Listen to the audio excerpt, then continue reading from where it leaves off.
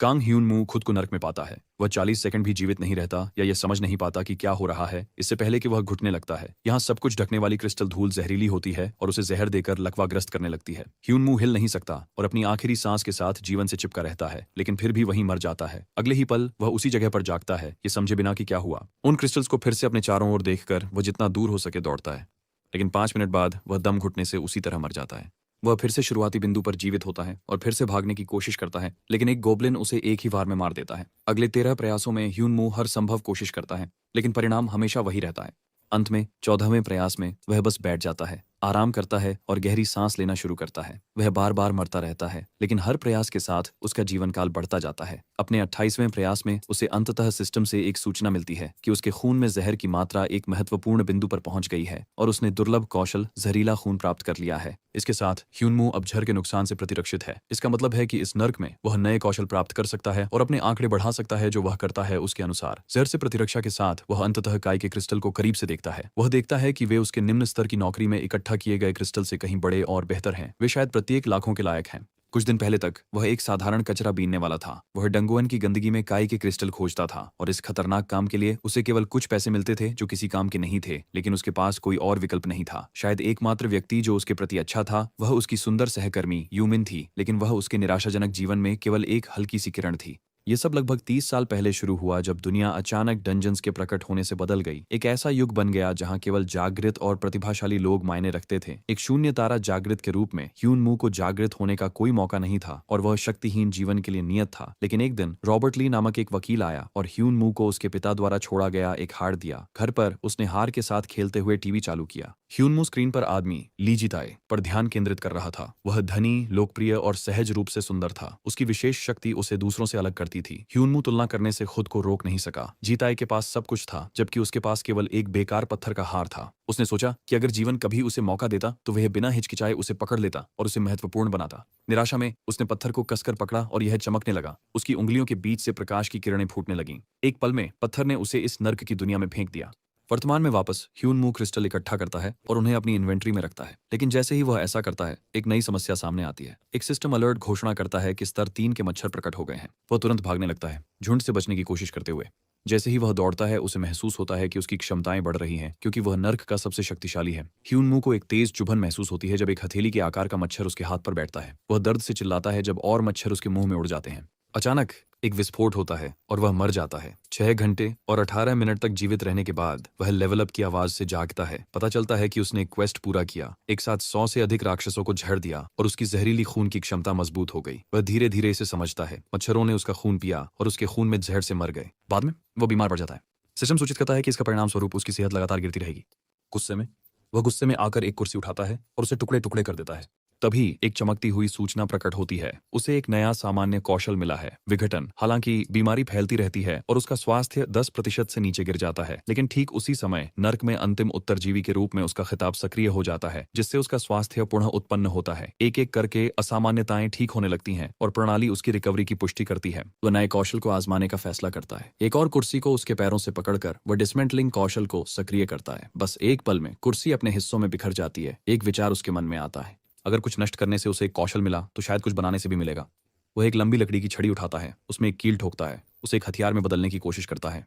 वह अधिसूचना जो वह इंतजार कर रहा था प्रकट होती है, ये संकेत देते हुए कि उसने शिल्प कौशल अनलॉक कर लिया है। अब जब उसके पास क्राफ्टिंग है, नई दृढ़ता के साथ वह एक आश्रय बनाने का मन बनाता है। फर्श पर बैठा उसके हाथों में एक टुकड़ा क्रिस्टल मॉस तैरता है। ह्यून-मू जानता है कि उसे यहाँ जीवित रहने के लिए जितनी जल्दी हो सके एक आश्रय बनाना होगा। जब वह अपनी नई सक्रिय इन्वेंट्री की खोज में व्यस्त होता है, उसके पैर के नीचे एक अखबार सरसराता है। वह उसे उठाता है। जब वह इसे पढ़ने की कोशिश करता है तो सिस्टम जवाब देता है कि उसने एक और सामान्य कौशल, भाषा, प्राप्त कर लिया है। पाठ को स्कैन करते हुए एक नाम उसकी नजर में आता है, जीताए ली। ह्यून-मू सोचता है कि क्या यह वही जीताए ली है जो तेसोंग गिल्ड से है। इससे उसे लगता है कि यह बर्बाद जगह उसकी असली दुनिया हो सकती है, जो बस बिखर गई है। वह फर्श पर मरे हुए मच्छरों के ढेर की ओर मुड़ता है और विघटन कौशल का उपयोग करता है। कुछ समय बाद उसकी मेहनत आखिरकार रंग लाती है। नई सामग्री प्रकट होती है, मच्छर के पंख, डंक और मच्छर का खून। वह उन्हें इकट्ठा करता है, उत्पादन कौशल सक्रिय करता है और एक दुर्लभ वस्तु प्राप्त करता है, नर्क डार्ट। डार्ट को अपने हाथों में पलटते हुए वह अनुमान लगाता है कि यह कुछ ऐसा है जिसे आप एक बार फेंकते हैं और उपयोग कर लेते हैं। जिज्ञासा से वह और मच्छरों को तोड़ने के लिए तैयार हो जाता है और निर्माण कौशल का उपयोग करता है। एक अंडा उसके हाथ में प्रकट होता है। जैसे ही वह इसे जांचता है, एक और सूचना प्रकट होती है जो अंडे के जीवित रहने की 50% संभावना बताती है। फिलहाल ह्यून-मू इसे सुरक्षित रखने का निर्णय लेता है।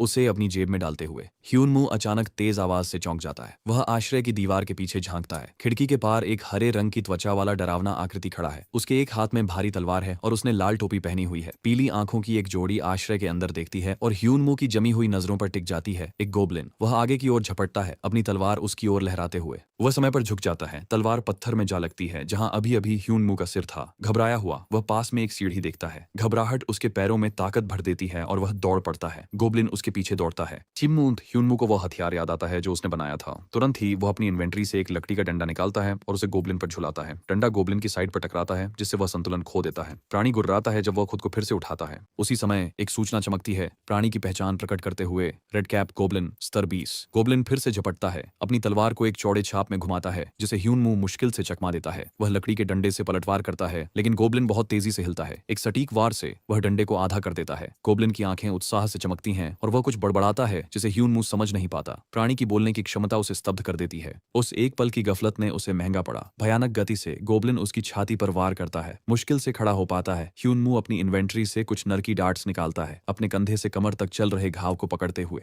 वह उन्हें सीधे गोब्लिन की ओर फेंकता है। गोब्लिन पलक झपकते ही डार्ट्स को आधा काट देता है लेकिन एक डार्ट उसके हाथ पर लग जाता है। उसका हाथ फफोलों से सूजने लगता है। बिना एक पल गंवाए प्राणी अपना हाथ काट देता है। ह्यूनमू समझ जाता है, जब उसने डार्ट फेंका तो कुछ खून उस पर लग गया होगा जिससे गोब्लिन के हाथ में जहर फैल गया।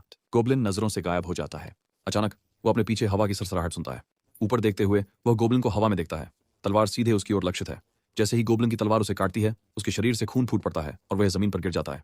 जब गोब्लिन चलने लगता है तो वह बड़बड़ाता है कि उसने सोचा था कि सभी इंसान मर चुके हैं। उसी समय जब ह्यूनमू गोब्लिन के शब्दों को समझता है, उसके कानों में एक सिस्टम डिंग बजता है। उसकी आंखों के सामने एक सूचना चमकती है जो उसे बताती है कि उसका स्वास्थ्य 10% से नीचे गिर गया है। लास्ट सर्वाइवर टाइटल से मिला पुनर्जनन लाभ सक्रिय हो जाता है। उसके सीने का घाव जल्दी और पूरी तरह से ठीक हो जाता है। एक और संदेश प्रकट होता है जो उसे पहली रात जीवित रहने के द्वारा उसके मिशन की पूर्ति के बारे में सूचित करता है। उसे इनाम के रूप में एक चांदी का डिब्बा मिलता है। स्तर और कठिनाई के अंतर के मुआवजे के परिणाम स्वरूप चांदी का डिब्बा सोने के डिब्बे में अपग्रेड हो जाता है। एक घोषणा होती है जो उसे अगले 14 दिनों में शुरू होने वाले अगले मिशन तक वापस लौटने के लिए दिल के पत्थर का उपयोग करने की अनुमति देती है। ह्यूनमू पत्थर को पकड़ता है। ये जल्दी से चमकने लगता है, उसे उसकी मूल दुनिया में वापस ले जाता है। अगली बार जब वह अपनी आंखें खोलता है तो वह जमीन पर बारिश की बूंदों की आवाज सुनता है। सीधे उठते हुए वह अपनी वापसी पर खुशी से प्रफुल्लित महसूस करता है। उसके विचार हार की ओर जाते हैं। अपने पिता पर गुस्सा महसूस करते हुए वह उसे फेंकने के लिए पकड़ता है लेकिन नरक की यादें वापस आते ही रुक जाता है। यूमिन ह्यूनमू को उपचार संयंत्र के बाहर देखता है और उसके पास दौड़ता है। उसे इसके प्रवेश द्वार के बहुत करीब होने के लिए डांटता है। मानव विषाक्तता के बारे में चिंतित होकर वह उसे रेनकोट में लपेटती है। वह उसे अंदर खींचती है, उसे बाथरूम की ओर ले जाती है और उसे माना डिकंटेमिनेंट देती है। ह्यूनमू मना करने की कोशिश करता है लेकिन वह उसे डांटती है। आम लोगों के लिए क्रिस्टल मॉस की विषाक्तता पर जोर देती है। शॉवर से बाहर आने के बाद ह्यूनमू अनायास तारीख पूछता है।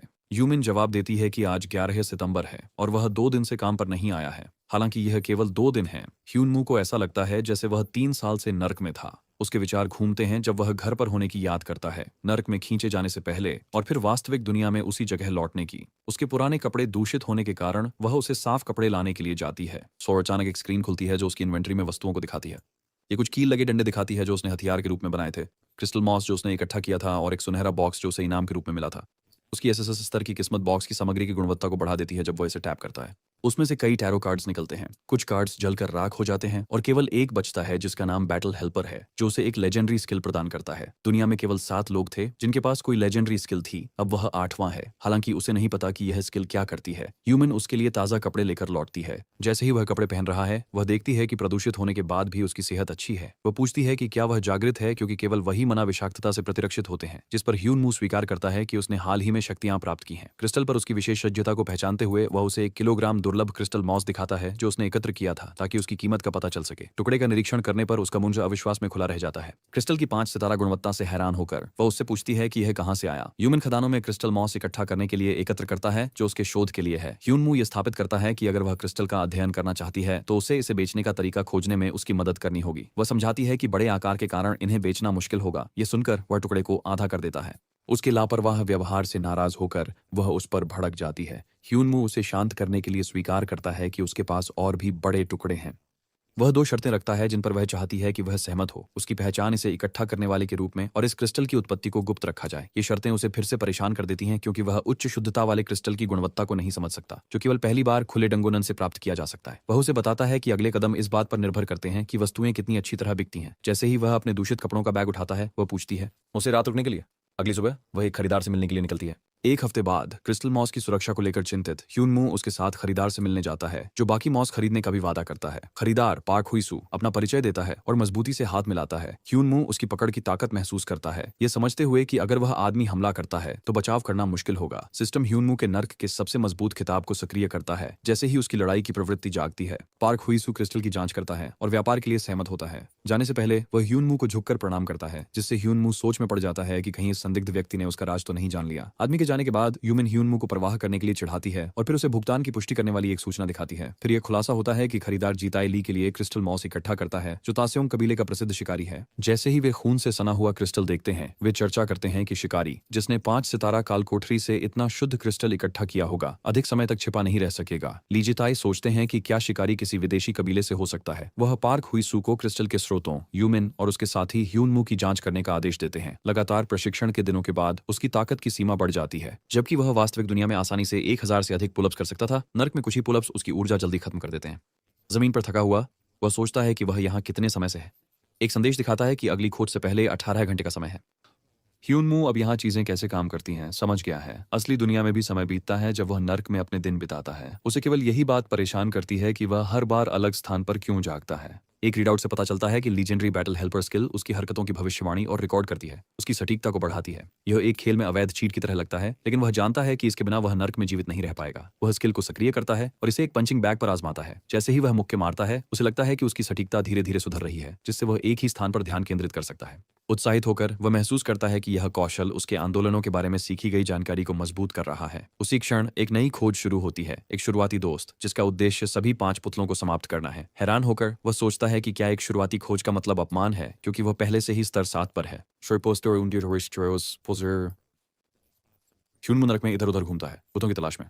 फिर वह कुछ डरावनी कंकाल जैसी आकृतियों को देखता है जो पुतलों की तरह जमी हुई हैं। एक तैरती हुई सूचना शुरुआती बुद्ध के स्तर को अज्ञात के रूप में दिखाती है। उनके जीवित होकर मकड़ियों की तरह रेंगने की एक बेचैन करने वाली छवि उसके दिमाग में कौंधती है। अपनी इन्वेंट्री से एक नर्क डॉट निकालकर वह उसे एक पुतले पर फेंकता है, लेकिन पुतले पूरी तरह स्थिर रहते हैं। वह एक पर पूरी ताकत से वार करता है, फिर भी वह हिलता नहीं है। अचानक भयानक जीव जीवित हो जाते हैं। उनकी आंखें लेजरों के साथ लाल चमकने लगती हैं। एक संदेश चमकता है जो उनके स्तर को 7 बताता है, जो ह्यून मू के स्तर से मेल खाता है। जैसे ही वे आगे बढ़ने लगते हैं, वह राहत महसूस करता है कि उनकी गति गोब्लिन्स की तुलना में धीमी है। पृथ्वी पर 7 का रैंक 5 या अधिक वर्षों के अनुभव को दर्शाता है, लेकिन यहाँ नर्क में इसे एक शुरुआती रैंक माना जाता है। अपनी प्रसिद्ध कौशल का उपयोग करते हुए वह उन्हें सभी को नष्ट करने की तैयारी करता है। भीड़ से घिरा हुआ उसके माथे पर पसीने की बूंदें हैं, क्योंकि वह उन्हें एक साथ लेने की रणनीति जल्दी से बनाता है। बिना चेतावनी के एक पुतला उस पर हमला करता है। वह एक जोरदार मुक्का मारकर जवाब देता है, लेकिन दूसरा उस पर कूदकर उसे गला घोंटने की पकड़ में ले लेता है। जैसे ही पुतले की पकड़ ढीली होती है, ह्यून मू उसके चेहरे के किनारे पर एक जोरदार प्रहार करता है। दरारें बनती हैं और उसकी त्वचा टुकड़ों में छिलने लगती है। तभी एक सिस्टम अपडेट दूसरे स्तर की शुरुआत का संकेत देता है। 2 पुतले उसकी बाहों को पकड़ते हैं, जबकि अन्य 2 उसकी टांगों को जकड़ते हैं। 5वां उस पर हमला करता है, उसकी पसलियों में छेद कर देता है। ह्यून मू दर्द में चिल्लाता है, क्योंकि सिस्टम उसे शारीरिक शक्ति, रक्तस्राव प्रतिरोध और दर्द सहनशीलता में वृद्धि की सूचना देता है। बढ़ोतरी के बावजूद उसका स्वास्थ्य बार नाजुक बिंदु से नीचे गिर जाता है। अंतिम उत्तरजीवी विशेषता द्वारा पुनर्जीवित होकर वह नाजुक लकड़ी से बने हथियार को बुलाता है, जो अब हमले की शक्ति से बढ़ा हुआ है। वह अपने हथियार से प्रहार करता है, एक बिजूका की अंग को तोड़ देता है, लेकिन वह जल्दी से पुनर्जीवित हो जाता है। सिस्टम फिर से अपडेट होता है और बिजूका भारी स्टील के हथियारों से लैस हो जाते हैं। एक झटके में वे ह्यून मू को उसके 5 दिनों के जीवित रहने के बाद मार देते हैं। उसके लड़ने के प्रयास व्यर्थ जाते हैं, क्योंकि वह हर बार हार जाता है। निराश होकर वह 4 पुतलों को एक खंभे से रस्सी से बांध देता है, ताकि उन्हें एक एक करके ले सके।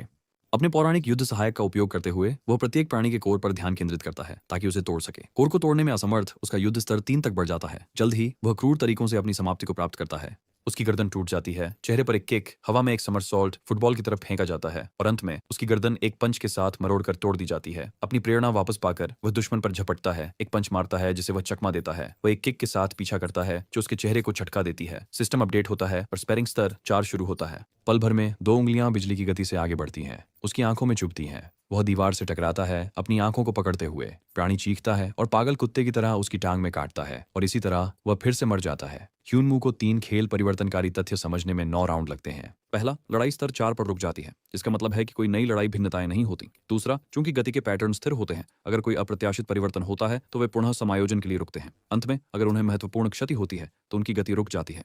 कई सफल झगड़ों के बाद वह अंततः खोज को पूरा करता है। खुशी से चिल्लाते हुए वह संतोष से गिरे हुए पुतलों की ओर देखता है। अपने विरोधियों के समान स्तर पर होने के बावजूद उसके हाथ कांपते हैं। उनसे लड़ना ऐसा महसूस हुआ जैसे किसी कोच के स्तर के व्यक्ति का सामना करना, न कि एक शुरुआती का। उसे जल्द ही एक इनाम मिलता है, एसएसएस स्तर की किस्मत से प्रेरित स्वर्ग का पालना। एक सुनहरा कपड़ा उसके हाथों में प्रकट होता है और एक चमकती स्क्रीन इसकी विशेषताओं को प्रदर्शित करती है, जो वृद्धि को बढ़ावा देती है और क्षति को बहाल करती है।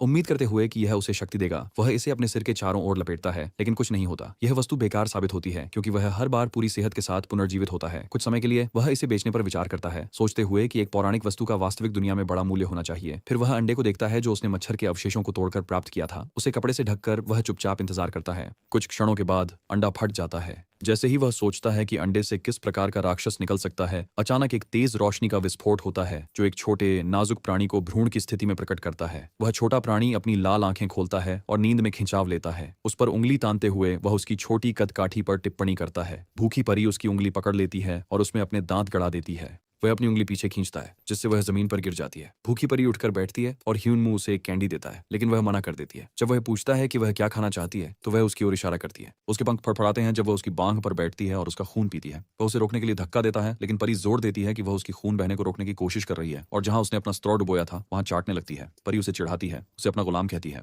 वह उसे अनुशासित करने के लिए दबाता है और उसकी पहचान पूछता है। वह पहले भ्रमित होती है, लेकिन फिर याद करती है कि उसे दुनिया के अंत में सभी जीवित चीजों को निगलने के लिए प्रकट होना है। ह्यूनमू सोचता है कि क्या उसे मार देना चाहिए। ह्यूनमू उसकी घोषणा को मजाक समझता है, उसकी छोटी कदकाठी के कारण, लेकिन जब वह उसे ध्यान से देखता है तो वह यह जानकर चौंक जाता है कि वह उसके जहरीले खून से अप्रभावित है और उसकी शत्रुता की कमी उसे अपने युद्ध सहायक कौशल को सक्रिय करने से रोकती है। लड़ाई करने या उसके कौशल स्तर का आकलन करने में असमर्थ ह्यूनमू उसे एक पालतू के रूप में वश में करने का निर्णय लेता है। वह उसका नाम रेनियन रखता है, जो जंगली छोटी परी को पसंद आता है क्योंकि यह परिभाषा में विनाश के अग्रदूत जैसा लगता है। ये जानते हुए कि परी हर जगह उसका पीछा करेगी, ह्यूनमू एक शर्त रखता है, उसे कभी भी किसी इंसान को नहीं खाना चाहिए, खासकर उसे नहीं। हालांकि वह उसे अपना खून पीने की अनुमति देता है। रेनियन बिखरी हुई लाशों को देखती है और पूछती है कि क्या वे इंसान है। ह्यूनमू संतोष से मुस्कुराता है, लेकिन फिर एक फटे हुए बिजूका को देखता है और घबरा जाता है। ये सुनिश्चित नहीं कि उसने इसे किया है। एक अलर्ट पॉपअप होता है उसके बैटल हेल्पर स्किल में वीर ऊर्जा गुण जोड़ते हुए। ह्यूनमू स्किल को सक्रिय करता है और एक बिजूका पर नए गुण का परीक्षण करता है। उसके शरीर को टुकड़ों में तोड़ देता है। अचानक दुश्मन फिर से जीवित हो जाते हैं। ह्यूनमू को एक महाशक्तिशाली व्यक्ति के रूप में वर्गीकृत करते हुए लॉक को निष्क्रिय कर देते हैं। अपनी नई स्थिति से हैरान वह किसी भी परेशानी की तलाश में अपनी मुट्ठी भींचता है। इसके बजाय उसके सामने का पुतला एक दीवार की ओर इशारा करता है जहां टूटा हुआ फर्नीचर जमा है। जैसे ही वे करीब आते हैं, परी उसे उस दिशा से उठ रही एक समृद्ध सुगंध के बारे में सचेत करती है। वहां वे एक कंकाल को एक ऑफिस की कुर्सी पर बैठे हुए पाते हैं। उसका सिर झुका हुआ है, हाथ एक पत्र पर रखा है। परी जल्दी से उसके हाथ की हड्डी को काटने लगती है और ह्यूनमू उसे डांटता है। वह पत्र पढ़ता है जो दुनिया के दुःस्वप्न स्तर पर पहुंचने के 3 साल बाद का है। तब से पैदा हुए बच्चे जहरीली हवा से मर गए और यहाँ तक कि जागृत प्रतिभाएं भी जीवित नहीं रह सकीं, जिससे मानवता विलुप्ति के कगार पर पहुंच गई। उसे यह स्पष्ट हो जाता है कि यह दुनिया उसके अपने भविष्य का संस्करण है। अंत में पत्र में उल्लेख है कि लेखक और अन्य ने आत्महत्या पर विचार किया, जिसमें से कुछ ने इसे अंजाम दिया। जब ह्यूनमू सोचता है कि पत्र किसने लिखा, रेनियन को हड्डियों के नीचे एक हार्थस्टोन मिलता है। वह उसकी तुलना अपने पास वाले पत्थर से करता है और देखता है कि वे अलग दिखते हैं। जैसे ही ह्यूनमू ने पत्थर को पकड़ा, वह तीव्रता से चमकने लगा और उसके हाथ पर एक असामान्य छाप छोड़ दी। एक पॉपअप उसे सतर्क करता है कि उसे सितारों द्वारा देखा जा रहा है। रेनियन मुसीबत को भांप कर उड़ जाता है और ह्यूनमू को एक और ब्रह्मांड में फेंक दिया जाता है। ह्यूनमू एक ऐसी जगह में तैरता है जो अनंत रूप से फैली हुई लगती है और रेनियन को पुकारता है। तभी यह खुलासा होता है कि प्रमुख सितारा बारुले ने उसके द्वारा अवशोषित सितारों के टुकड़ों को पहचान लिया है, लेकिन वह बारुले को निराश करता है जो उसे छोड़ देता है और टुकड़े छोड़ देता है, जिससे वह नाराज हो जाता है और भाई उसे उंगली दिखाता है। वह प्रणाली से सितारों के बारे में अधिक जानने की मांग करता है क्योंकि वह उनसे अनजान रहा है। प्रणाली यह जानकारी खोलती है कि प्रत्येक सितारा ब्रह्मांड में कहीं अपने क्षेत्रों पर शासन करने वाले सर्वोच्च प्राणियों से संबंधित है। वे अपने वंशजों को सितारा टुकड़ों के माध्यम से अपनी शक्तिशाली शक्तियां उधार देते हैं ताकि वे सत्ता में आने पर उठ सकें और विस्तार कर सकें। तंत्र उसकी जिज्ञासा को पहचानता है और प्रकट करता है कि वह एक स्टार शार्ड ले जा रहा है और वे उससे अपने साथ चाहते हैं। अब कारण ह्यूनमू के लिए स्पष्ट हो जाता है। पत्थर जो रेनियन ने पाया था वह अलग दिखता था क्योंकि वह एक टुकड़ा था, न कि एक हार्थस्टोन। ह्यूनमू के सामने एक प्रतीक चमकता है जब विभिन्न रंगों के तारे उसके चारों ओर घूमते हैं, प्रत्येक कुछ अनोखा पेश करते हुए। एक चमकदार आकर्षण, स्टील की एक सेना, उस सांप का शिकार करने में मदद जिसने पिछली दुनिया को नष्ट कर दिया, एक दुनिया जिसे पर्दे के पीछे से शासित किया जा सकता है, और मृत्यु के स्वामी का खिताब। एक सूचना ह्यूनमू को एक तारे का अनुसरण करने के लिए चुनने के लिए प्रेरित करती है। जानकारी की बाढ़ से भ्रमित होकर वह स्पष्टीकरण मांगता है। प्रणाली प्रत्येक तारे के बारे में अधिक विवरण के साथ जवाब देती है। टूटने वाला तारा गॉल एक मास्टरमाइंड है जो गुप्त समाजों, खंजरों और जहर का उपयोग करके छाया में शासन करता है। रोने वाला तारा वर्डे सभी दुखों का पिता, मृतकों की सेना का नेतृत्व करता है, निराशा और टूटे हुए आशाओं के खंडहरों पर फलता फूलता है। भूखा तारा योगोलिम एक लालची नाग है जिसकी प्रजा हमेशा भूखी रहती है, दुनिया को निगलने की इच्छा रखती है। फुसफुसाता तारा मॉन्स्ट्रिल एक उकसाने वाला जो रोशनी में चमकता है और अंधेरे में चकाचौंध करता है, किसी भी शक्तिशाली प्राणी को उसके सामने झुकने के लिए धोखा देता है। विजयी तारा अर्दान एक हारा हुआ व्यक्ति है जो नफरत और आक्रोश में दुनिया को जलाकर राख में शासन करने की इच्छा रखता है, आग के साथ आगे बढ़ते हुए लोहे से दुश्मनों का वध करता है। ह्यून पाता है, उनके व्यक्तित्व को घृणास्पद पाता है और प्रणाली यह बताती है कि सितारे केवल अपने जैसे प्राणियों में ही रुचि रखते हैं। अपमानित होकर वह भड़क उठता है, यह समझने में असमर्थ कि उसकी कौन सी गलती ने उसे ऐसी अपमानजनक तुलना का पात्र बना दिया। वह अपने भीतर यह तय करता है कि वह उनसे बेहतर है। वह सवाल करता है कि क्या एक सितारा चुनने से कुछ बदलेगा। उसकी आंखों के सामने एक तेज गति वाली फिल्म रील की तरह दृश्य दौड़ते हैं जो इन सितारों की शक्ति को दर्शाते हैं। एक संकेत फिर से प्रकट होता है, उसे अपनी पसंद बनाने के लिए प्रेरित करता है। नरक में झेली गई कठिनाइयों को याद करते हुए वह पूछता है कि क्या किसी तारे का साथ देने की कोई कीमत है। सिस्टम जवाब देता है कि उसे केवल तारे का अनुसरण और सेवा करनी होगी, क्योंकि वे अपने परिवार को अपनी इच्छा के अनुसार कार्य करने के लिए पोषित करते हैं। इस पूरे मामले को लेकर अनिश्चित ह्यून पूछता है कि क्या उसे अभी चुनना होगा। कुछ क्षणों की चुप्पी के बाद जवाब आता है, इसे एक दुर्लभ अवसर कहते हुए। जितना अधिक वे उसे परीक्षाओं के माध्यम से परखेंगे उतनी ही तेजी से वह बढ़ेगा। ह्यून पूछता है कि क्या कोई तत्काल इनाम है या नहीं। सितारे तुरंत प्रतिक्रिया देते हैं, स्पष्ट रूप से अपमानित होते हुए। यह देखकर कि वे पहले उसके पास आए, वह उनके इरादों पर सवाल उठाता है और सोचने के लिए अधिक समय मांगता है। जवाब में विजयी तारा अर्दान रुचि खो देता है और मुड़ जाता है, जबकि अन्य उसे मांगा गया समय देते हैं। आकाशगंगा धुंधली हो जाती है और ह्यून नर्क में लौट आता है। फुसफुसाता तारा मॉन्स्ट्रिल उसके चारों ओर घूमता है, उसकी धारदार किनारा उसके हाथ को चुभता है। उसे सूचित किया जाता है कि तारे ने उसकी शक्ति का एक हिस्सा सक्रिय कर दिया है, उसे पौराणिक कौशल डोमिनेशन प्रदान किया है। वह इसे रिश्वत के रूप में देखता है और सोचता है कि इतने शक्तिशाली प्राणी नर्क में कठिनाई को बढ़ने से क्यों नहीं रोक सके। ह्यून अनुमान लगाता है कि उससे अधिक प्रतिभाशाली लोग अवश्य रहे होंगे और अगर वे भी इसे रोक नहीं सके तो शायद सितारे ही नर्क के निर्माता हैं। वह सावधानी से आगे बढ़ने और सितारों को और करीब से देखने का निर्णय लेता है। नर्क में 3 दिन बिताने के बाद ह्यून असली दुनिया में लौटता है, पहले से अधिक मजबूत, लेकिन कभी नहीं जानता कि वह कहाँ उतरेगा। अधिकतर वह बिखरे और थके हुए हालत में आता है, ध्यान से बचने के लिए छायाओं में छिपने के लिए मजबूर होता है। एक दिन उसी थकी हुई स्थिति में ह्यून उमन के पास जाता है और घोषणा करता है कि वह एक घर खरीदना चाहता है। वह उसके विश्वास को देखती है, लेकिन उसे याद दिलाती है कि यह असंभव है। वह अवैध नकदी पर बैठा है। उसके जैसे एक शून्य तारा आम आदमी के हाथों में एक भव्य संपत्ति संदेह पैदा करेगी। अगले दिन वह अपनी संपत्ति का अधिक स्वतंत्र रूप से उपयोग करने के विकल्पों पर विचार करता है, एक क्षमता उपयोगकर्ता को पंजीकृत करके और अपनी रैंक बढ़ाकर। उसका मन उस तारे की ओर भटकता है जो उसे यहां तक लाया। सोचता है कि जब वह सब ले सकता है तो सिर्फ एक पर क्यों संतोष करे। उसका लालच उसे किसी भी तरह से जितनी शक्ति संभव हो प्राप्त करने के लिए प्रेरित करता है। दुनिया का भाग्य और मानवता का अस्तित्व उसके लिए कोई मायने नहीं रखता, वह बस दुनिया को अपनी मुट्ठी में चाहता है। ह्यून और उमन चुपचाप टेबल के पार बैठकर खाना खा रहे हैं, टीवी पर नजरें गड़ाए हुए हैं, जहां खबर ली जीत आय की घोषणा को कवर कर रही है। ताइसंग कबीला पहली बार बेगडू डंगोवन को साफ करने की कोशिश करेगा जब से उत्तर कोरिया को छोड़ दिया गया था, जब वहां संकट हुआ था और सभी राक्षस 5 सितारा बेगडू डंगोवन से भाग गए थे। ऐसे संकट को बाढ़ घटना के रूप में जाना जाता है, जहां अगर एक कालकोठरी को अकेला छोड़ दिया जाए तो उसमें से राक्षस बाहर आ जाएंगे। बेकड़ू कालकोठरी एक 5 सितारा कालकोठरी जिसमें समान रूप से शक्तिशाली राक्षस हैं, केवल मना से भरे हथियार ही उन्हें मार सकते हैं। अधिकांश कबीले इससे बचते हैं, लेकिन ली जीत आय की टीम पहली है जो छापा मारने की कोशिश कर रही है। चैनल बदलते समय ह्यून एक समाचार रिपोर्ट पर रुकता है। वर्ष की सबसे बड़ी प्रतिभा परीक्षा का पंजीकरण 3 दिनों में खुलता है, जिसे इस वर्ष का सबसे बड़ा कहा जा रहा है। ताइसंग कबीला इसे अगले वर्ष के बेकड़ू डंगोनन छापे के लिए भर्ती करने के लिए उपयोग करेगा ताकि कोरिया में शांति और सुरक्षा बहाल की जा सके। अगले दिन परीक्षा पंजीकरण की भीड़भाड़ वाली लाइन में ह्यून के पीछे कोई उसे आगे बढ़ने के लिए चिल्लाता है। वह मुड़कर घूरता है। चौंक कर आदमी पूछता है कि क्या यह उसका पहला मूल्यांकन है जो उसे अनाथालय में अपने बचपन के पहले समय की याद दिलाता है। वह चारों ओर देखता है, लाइनें अव्यवस्थित हैं, नए आवेदकों और रैंक वाले शिकारी दोनों से भरी हुई हैं। ताइसंग की खुली भर्ती ने सभी को आकर्षित किया है। वह आदमी से पूछता है कि क्या वह भी पंजीकरण कर रहा है। आदमी सिर हिलाता है। वह बस अपनी रैंक अपडेट करने के लिए यहाँ है, अपनी कीमत बढ़ाने की उम्मीद में। ह्यून सोचता है कि इस दुनिया में किसी व्यक्ति की कीमत उसके स्तर से मापी जाती है, जो रैंकिंग बढ़ाने की एक निरंतर जुनून को प्रेरित करती है। विचारों में खोया हुआ ह्यून लाइन के आगे बढ़ने को नहीं देखता जब तक कि उसके पीछे का आदमी उसे धक्का नहीं देता। फिर भी उसका मन उच्च रैंक से मिलने वाली संभावनाओं पर अटका रहता है। जब आखिरकार ह्यून की बारी आती है तो उसे बताया जाता है कि 3 जांचें होंगी। पहली पहचान की जांच है जो सिर्फ एक औपचारिकता है। दूसरी स्टैट्स की जांच है जो रक्त परीक्षण के बाद पूरी होती है। तीसरा एक कौशल जांच है जो युद्ध क्षमता का मूल्यांकन करता है। अधिकांश लोग 100 का आधार कौशल रेटिंग प्राप्त करते हैं, लेकिन इसका अधिक मतलब नहीं होता। उच्च आंकड़े हमेशा एक अच्छे शिकारी नहीं बनाते। अंतिम परीक्षण के लिए ह्यून को अपनी बाह मशीन में डालने और अंत में संगमरमर को जितना संभव हो सके कसकर पकड़ने के लिए कहा जाता है। जैसे ही उसकी उंगलियां उसके चारों ओर बंद होती हैं, एक तेज आवाज गूंजती है जिससे हर कोई आश्चर्यचकित होकर चुप हो जाता है। आवाज के तुरंत बाद मशीन पर नंबर गड़बड़ाने लगते हैं। कर्मचारी हैरान है और 2 संभावित कारण दिमाग में आते हैं। या तो उसकी रैंक बहुत ऊंची है या मशीन बहुत पुरानी है, चूंकि यह पहले लीजी ताय के लिए ठीक काम कर रही थी। दूसरा कारण अधिक संभावित लगता है, ह्यूनमू इसे तोड़ने के लिए शर्मिंदा महसूस करता है, लेकिन स्टाफ इसे एक सामान्य खराबी कहकर शांत रहते हैं और इसे फिर से कैलिब्रेट करते हैं। वह फिर से कोशिश करता है अपनी ताकत को रोकते हुए, लेकिन मशीन फिर से टूट जाती है। इस बार वे इसे सिस्टम त्रुटि पर दोष देते हैं और उसे फिर से कोशिश करने के लिए कहते हैं, लेकिन वह उनसे इसे छोड़ने के लिए कहता है और उसे एक कागज दिया जाता है। उनकी कौशल समीक्षा अब लंबित है। इसके बाद भीड़ को 3 पंक्तियों में विभाजित किया जाता है, हमलावर, रक्षक और वे जिनकी क्षमताएं बफ या अस्पष्ट हैं। परिणाम लंबित होने के कारण ह्यूनमू आगे के मूल्यांकन के लिए तीसरे समूह में शामिल हो जाते हैं। रिसेप्शनिस्ट पूछते हैं कि क्या वह हंटर क्षमता परीक्षण लेना चाहते हैं, ये देखते हुए कि उन्होंने बेस टेस्ट पास कर लिया है। वह कहती हैं इस साल का परीक्षण पिछले परीक्षणों से अलग होगा क्योंकि यह ताइसंग कबीले के साथ साझेदारी में है। वह चेतावनी देती हैं कि हालांकि शिकारी बनना रोमांचक लगता है, अधिकांश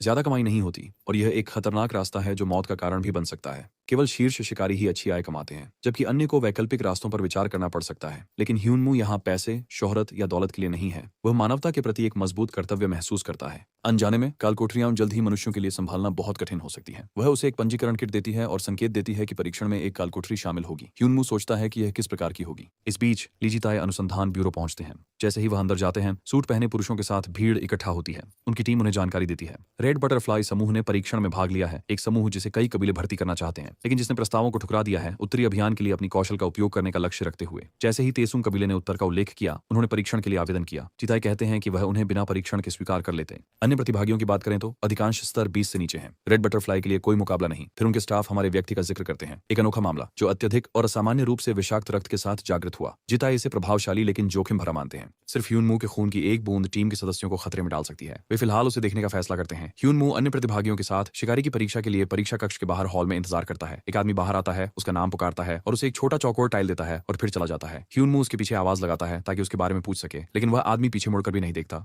जल्द ही परीक्षण कक्ष खुलता है। सभी को योंगसान टैलेंट ब्यूरो के तीसरे जिम में ले जाया जाता है, जिसे एक डंगोनन सिमुलेशन में बदल दिया गया है। लीजिताय उन्हें संबोधित करते हैं। परीक्षण डंगोनन एक 2 तारा यूक्रेनी डंगोनन मॉडल पर आधारित है। उनका कार्य सरल है। डंगोनन थीम परीक्षण पास करने के लिए 3 घंटे में जितनी अधिक टाइलें इकट्ठा कर सकते हैं करें। शिकारी उम्मीदवार प्रवेश करते हैं और परीक्षण शुरू होता है। उन्हें अगले 3 घंटे के लिए डंगोनन का अनुभव करने के लिए छोड़ दिया जाता है। डंगन थीम जिम के अंदर राक्षस ही एकमात्र लक्ष्य नहीं है। हर प्रतिभागी एक टाइल के साथ शुरू करता है। राक्षस 1 से 3 के बीच ले जाते हैं। अंत तक जिसके पास सबसे अधिक टाइल्स होंगी उसे पुरस्कृत किया जाएगा। प्रतियोगियों का एक समूह एक टीम बनाता है, रक्षा और उपचार कौशल को संतुलित करता है और ह्यूनमू को शामिल होने के लिए आमंत्रित करता है, लेकिन वह खुद को एक अकेला योद्धा मानता है, इसलिए मना कर देता है।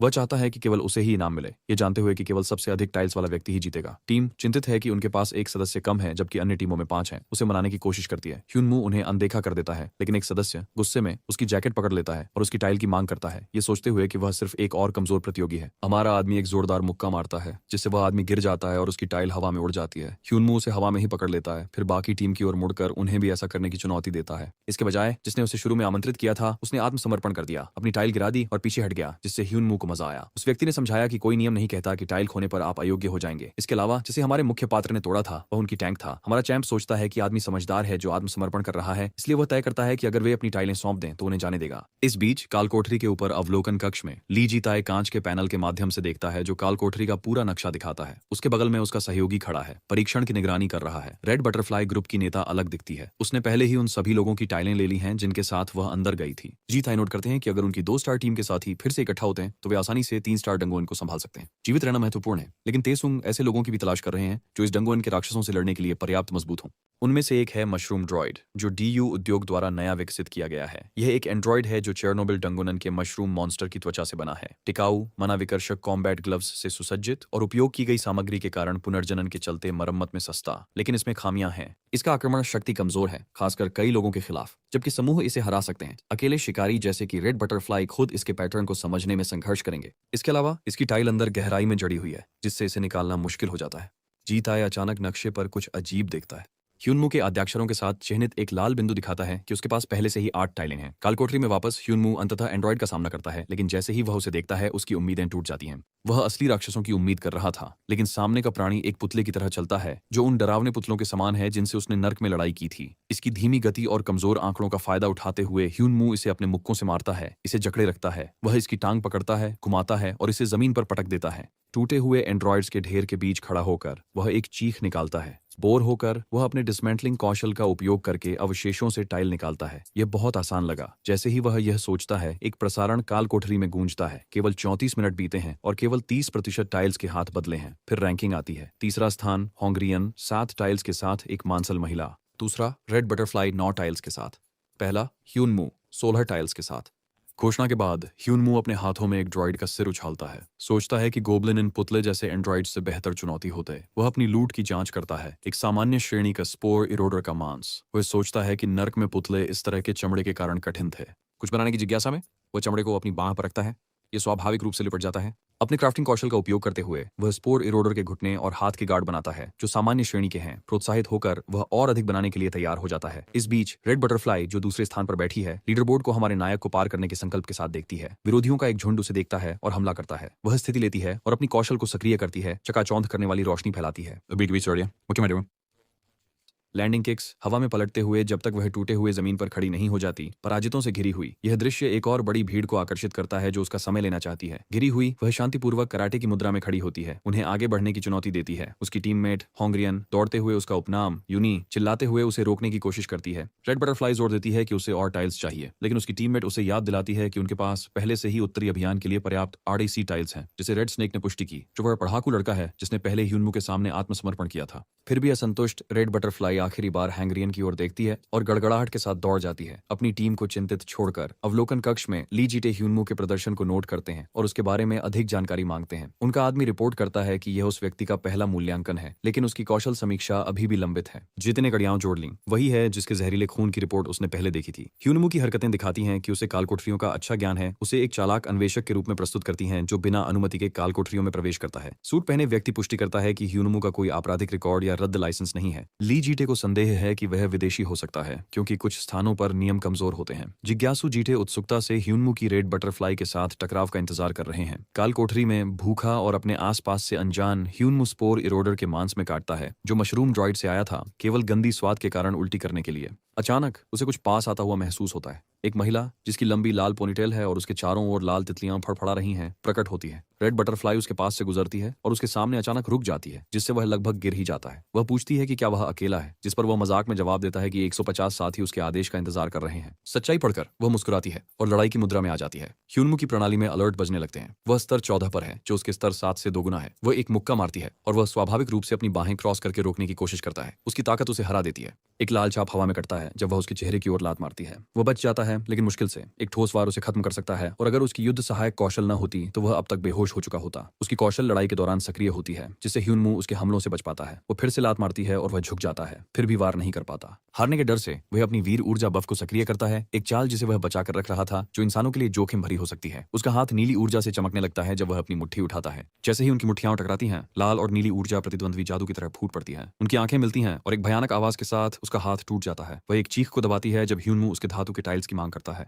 वह उन्हें जमीन पर गिरा देती है, पूछते हुए कि क्या उसकी बांह तोड़ने वाला कोई कौशल था। इससे पहले कि वह जवाब दे सके, एक विशाल महिला दौड़ती हुई आती है, अपनी साथी का उपनाम चिल्लाते हुए, और ह्यूनमू को मुक्का मारती है। उसे उड़ाते हुए जमीन पर चकराए हुए वह दो आकृतियों को देखता है, रेड स्नेक पहले वाला आदमी और मांसल महिला रेड बटरफ्लाई को उठाने में मदद कर रही है। रेड स्नेक भारी भरकम महिला को होंग्रियन के रूप में परिचित कराता है। जब वह रेड बटरफ्लाई की टूटी हुई बांह देखती है तो उसका चेहरा गुस्से में बदल जाता है, जो उसे शांत करने की कोशिश करती है। कहती है कि उसकी टीम उसे हराने के लिए बहुत कमजोर है। ह्यूनमू गर्व से स्वीकार करता है कि उसने ही यह किया है। तभी प्रसारण घोषणा करता है कि 3 घंटे बाद परीक्षण समाप्त हो गया है और रैंकिंग जल्द ही प्रकट की जाएगी। ह्यूनमू चिंतित है कि ध्यान भटकने के कारण वह पहले स्थान पर नहीं आ पाया। तीसरा स्थान ह्यून ताइक को 21 टाइल्स के साथ जाता है। दूसरा स्थान कांगा ह्यूनमू को 29 टाइल्स के साथ मिलता है। पहला स्थान रेड बटरफ्लाई का है, जिसके पास 88 टाइल्स हैं। घोषणा से ह्यूनमू और रेड बटरफ्लाई दोनों भ्रमित हैं, जबकि होंग्रियन विजयी मुस्कान देती है। बेचारा समझ जाता है कि होंग्रियन ने उसे मारते समय उसकी टाइल्स ले ली होंगी और अपनी बहन को दे दी होंगी। निराश होकर वह अपना चेहरा हाथ से ढक लेता है, लेकिन रेड बटरफ्लाई समझाने की कोशिश करती है कि यह एक गलतफहमी है। होंग्रियन उसे रोक देती है, अपनी बहन के टूटे हाथ के लिए माफी की मांग करती है। हालांकि उसके शब्द उसे गुस्सा दिलाते हैं। वह शांत रहता है और सोच समझकर कार्य करने से पहले विचार करता है। पहले उसे समझ में आता है कि वह टूटी हुई बांह के बारे में क्यों हैरान है। दूसरा, उसे दोष देने से पहले पूरी कहानी सुननी चाहिए थी, भले ही लड़ाई निष्पक्ष थी। तीसरा, जो वास्तव में उसे परेशान करता है वह यह है कि पहले स्थान लेने के बाद भी वे उसे बुरा आदमी बना रहे हैं। उन्हें सबक सिखाने का निर्णय लेते हुए वह अपनी प्रसिद्ध कौशल डोमिनेशन का उपयोग करता है, जो उसे विस्परिंग स्टार द्वारा दिया गया है। माहौल गहरा हो जाता है जब उसके पीछे भयानक राक्षस प्रकट होते हैं।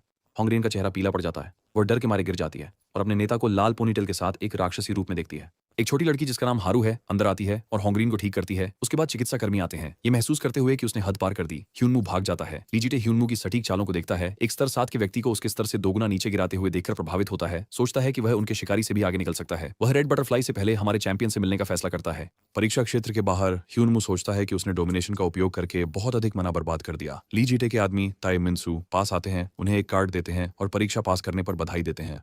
वह उसे आश्वस्त करता है कि तेसुंग कबीला उसकी पूरी क्षमता तक पहुंचने में मदद कर सकता है। ह्यूनमू पूछता है कि क्या इसमें सितारों तक पहुंचना भी शामिल है। कार में ली जीटे ह्यूनमू और रेड बटरफ्लाई के बीच के डंगों ने युद्ध को फिर से देखता है। ताई मिन्सू ली जीटे को रिपोर्ट करता है कि ह्यूनमू ने उम्मीद के मुताबिक प्रस्ताव ठुकरा दिया। वह पूछता है कि क्या जीते को ह्यूनमू द्वारा उल्लेखित सितारों के बारे में कुछ पता है, लेकिन जीते भी उतना ही उलझन में लगता है। दूसरी ओर रेड बटरफ्लाई का समूह प्रस्ताव को स्वीकार कर लेता है, जो उनके उत्तरी अभियान के लक्ष्य के साथ मेल खाता है। संक्षिप्त बातचीत के बाद दोनों अपनी अपनी राह पर चल पड़ते हैं। जिटे ह्यूनमू पर नजर रखने के इरादे से बना रहता है, जिसकी असली मंशा अभी भी उसे समझ नहीं आती। इस बीच परीक्षण के बाद जब उमिन ह्यूनमू को घर ले जा रही होती है, वह उसे ताए मिन्सू द्वारा दिया गया कार्ड दिखाता है। हालांकि वह उसकी गोद में रखे डिब्बे के बारे में अधिक जिज्ञासु होती है। रेड बटरफ्लाई का प्रो होंगरियन के गुस्से के लिए माफी के रूप में उसे पुरस्कार दिया गया।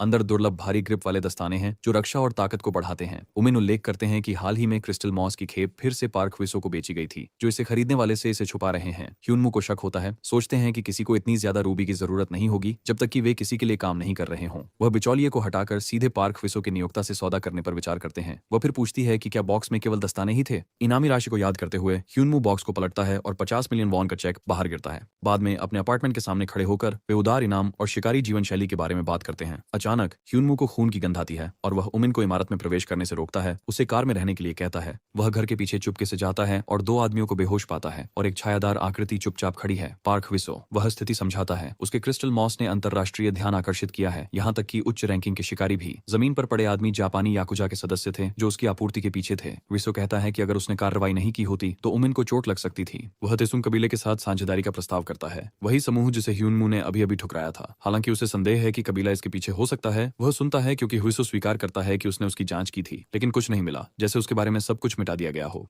परीक्षण में उसकी तकनीकें और दुर्लभ काई जो वह लाता है एक सीवेज क्लीनर के लिए उपयुक्त नहीं है। जब ह्यूनमू फिर से मना कर देता है तो ह्विसो का चेहरा कठोर हो जाता है, क्योंकि वह सख्ती से पेश आने का फैसला करता है। हमारे नायक की नर्क की सबसे मजबूत उपाधि उसकी क्षमताओं के प्रभाव को बढ़ाने में सक्षम बनाती है। अचानक ह्विसो अपनी छड़ी से हमला करता है, लेकिन ह्यूनमू बच जाता है और आदमी को इतना विचलित कर देता है कि वह उसकी जेब से दुर्लभ दस्ताने छीन लेता है। आत्मरक्षा का बहाना बनाकर वह उन्हें पहन लेता है और आदमी के चेहरे पर मुक्का मारता है, जिससे वह आदमी चौंक जाता है, जो उसके पास परीक्षा का प्रथम स्थान का इनाम देखता है। पार्क ह्विसो अपनी भेष बदलने की कोशिश छोड़ देता है। अपनी कोट को एक तरफ फेंकते हुए उसकी आंखों में खतरनाक नजर आती है। चीजें अचानक बदल जाती हैं जब ह्यूनमू गर्व से भरा हुआ आदमी की हर बात को अनदेखा कर देता है। ह्विसो शांति से अपनी छड़ी का कवर हटाता है, जिसके नीचे एक पतली धारदार तलवार होती है। जैसे ही ह्विसो उस पर तलवार चलाता है, ह्यूनमू की युद्ध सहायक कौशल सक्रिय हो जाती है। वह बच जाता है, लेकिन आदमी फिर से हमला करता है। यह आगे पीछे चलता रहता है जब तक कि ह्यूनमू मेंढक की तरह छलांग लगाकर उसके पीछे नहीं उतरता। हमारा आदमी इसे आते हुए नहीं देखता, लेकिन जब बूढ़ा आदमी हरकत करता है तो तलवार उसके चेहरे के पास से गुजर जाती है। ह्यूनमू मौके का फायदा उठाते हुए ह्विसो की कॉलर पकड़ लेता है और अपनी प्रभुत्व कौशल को सक्रिय करता है।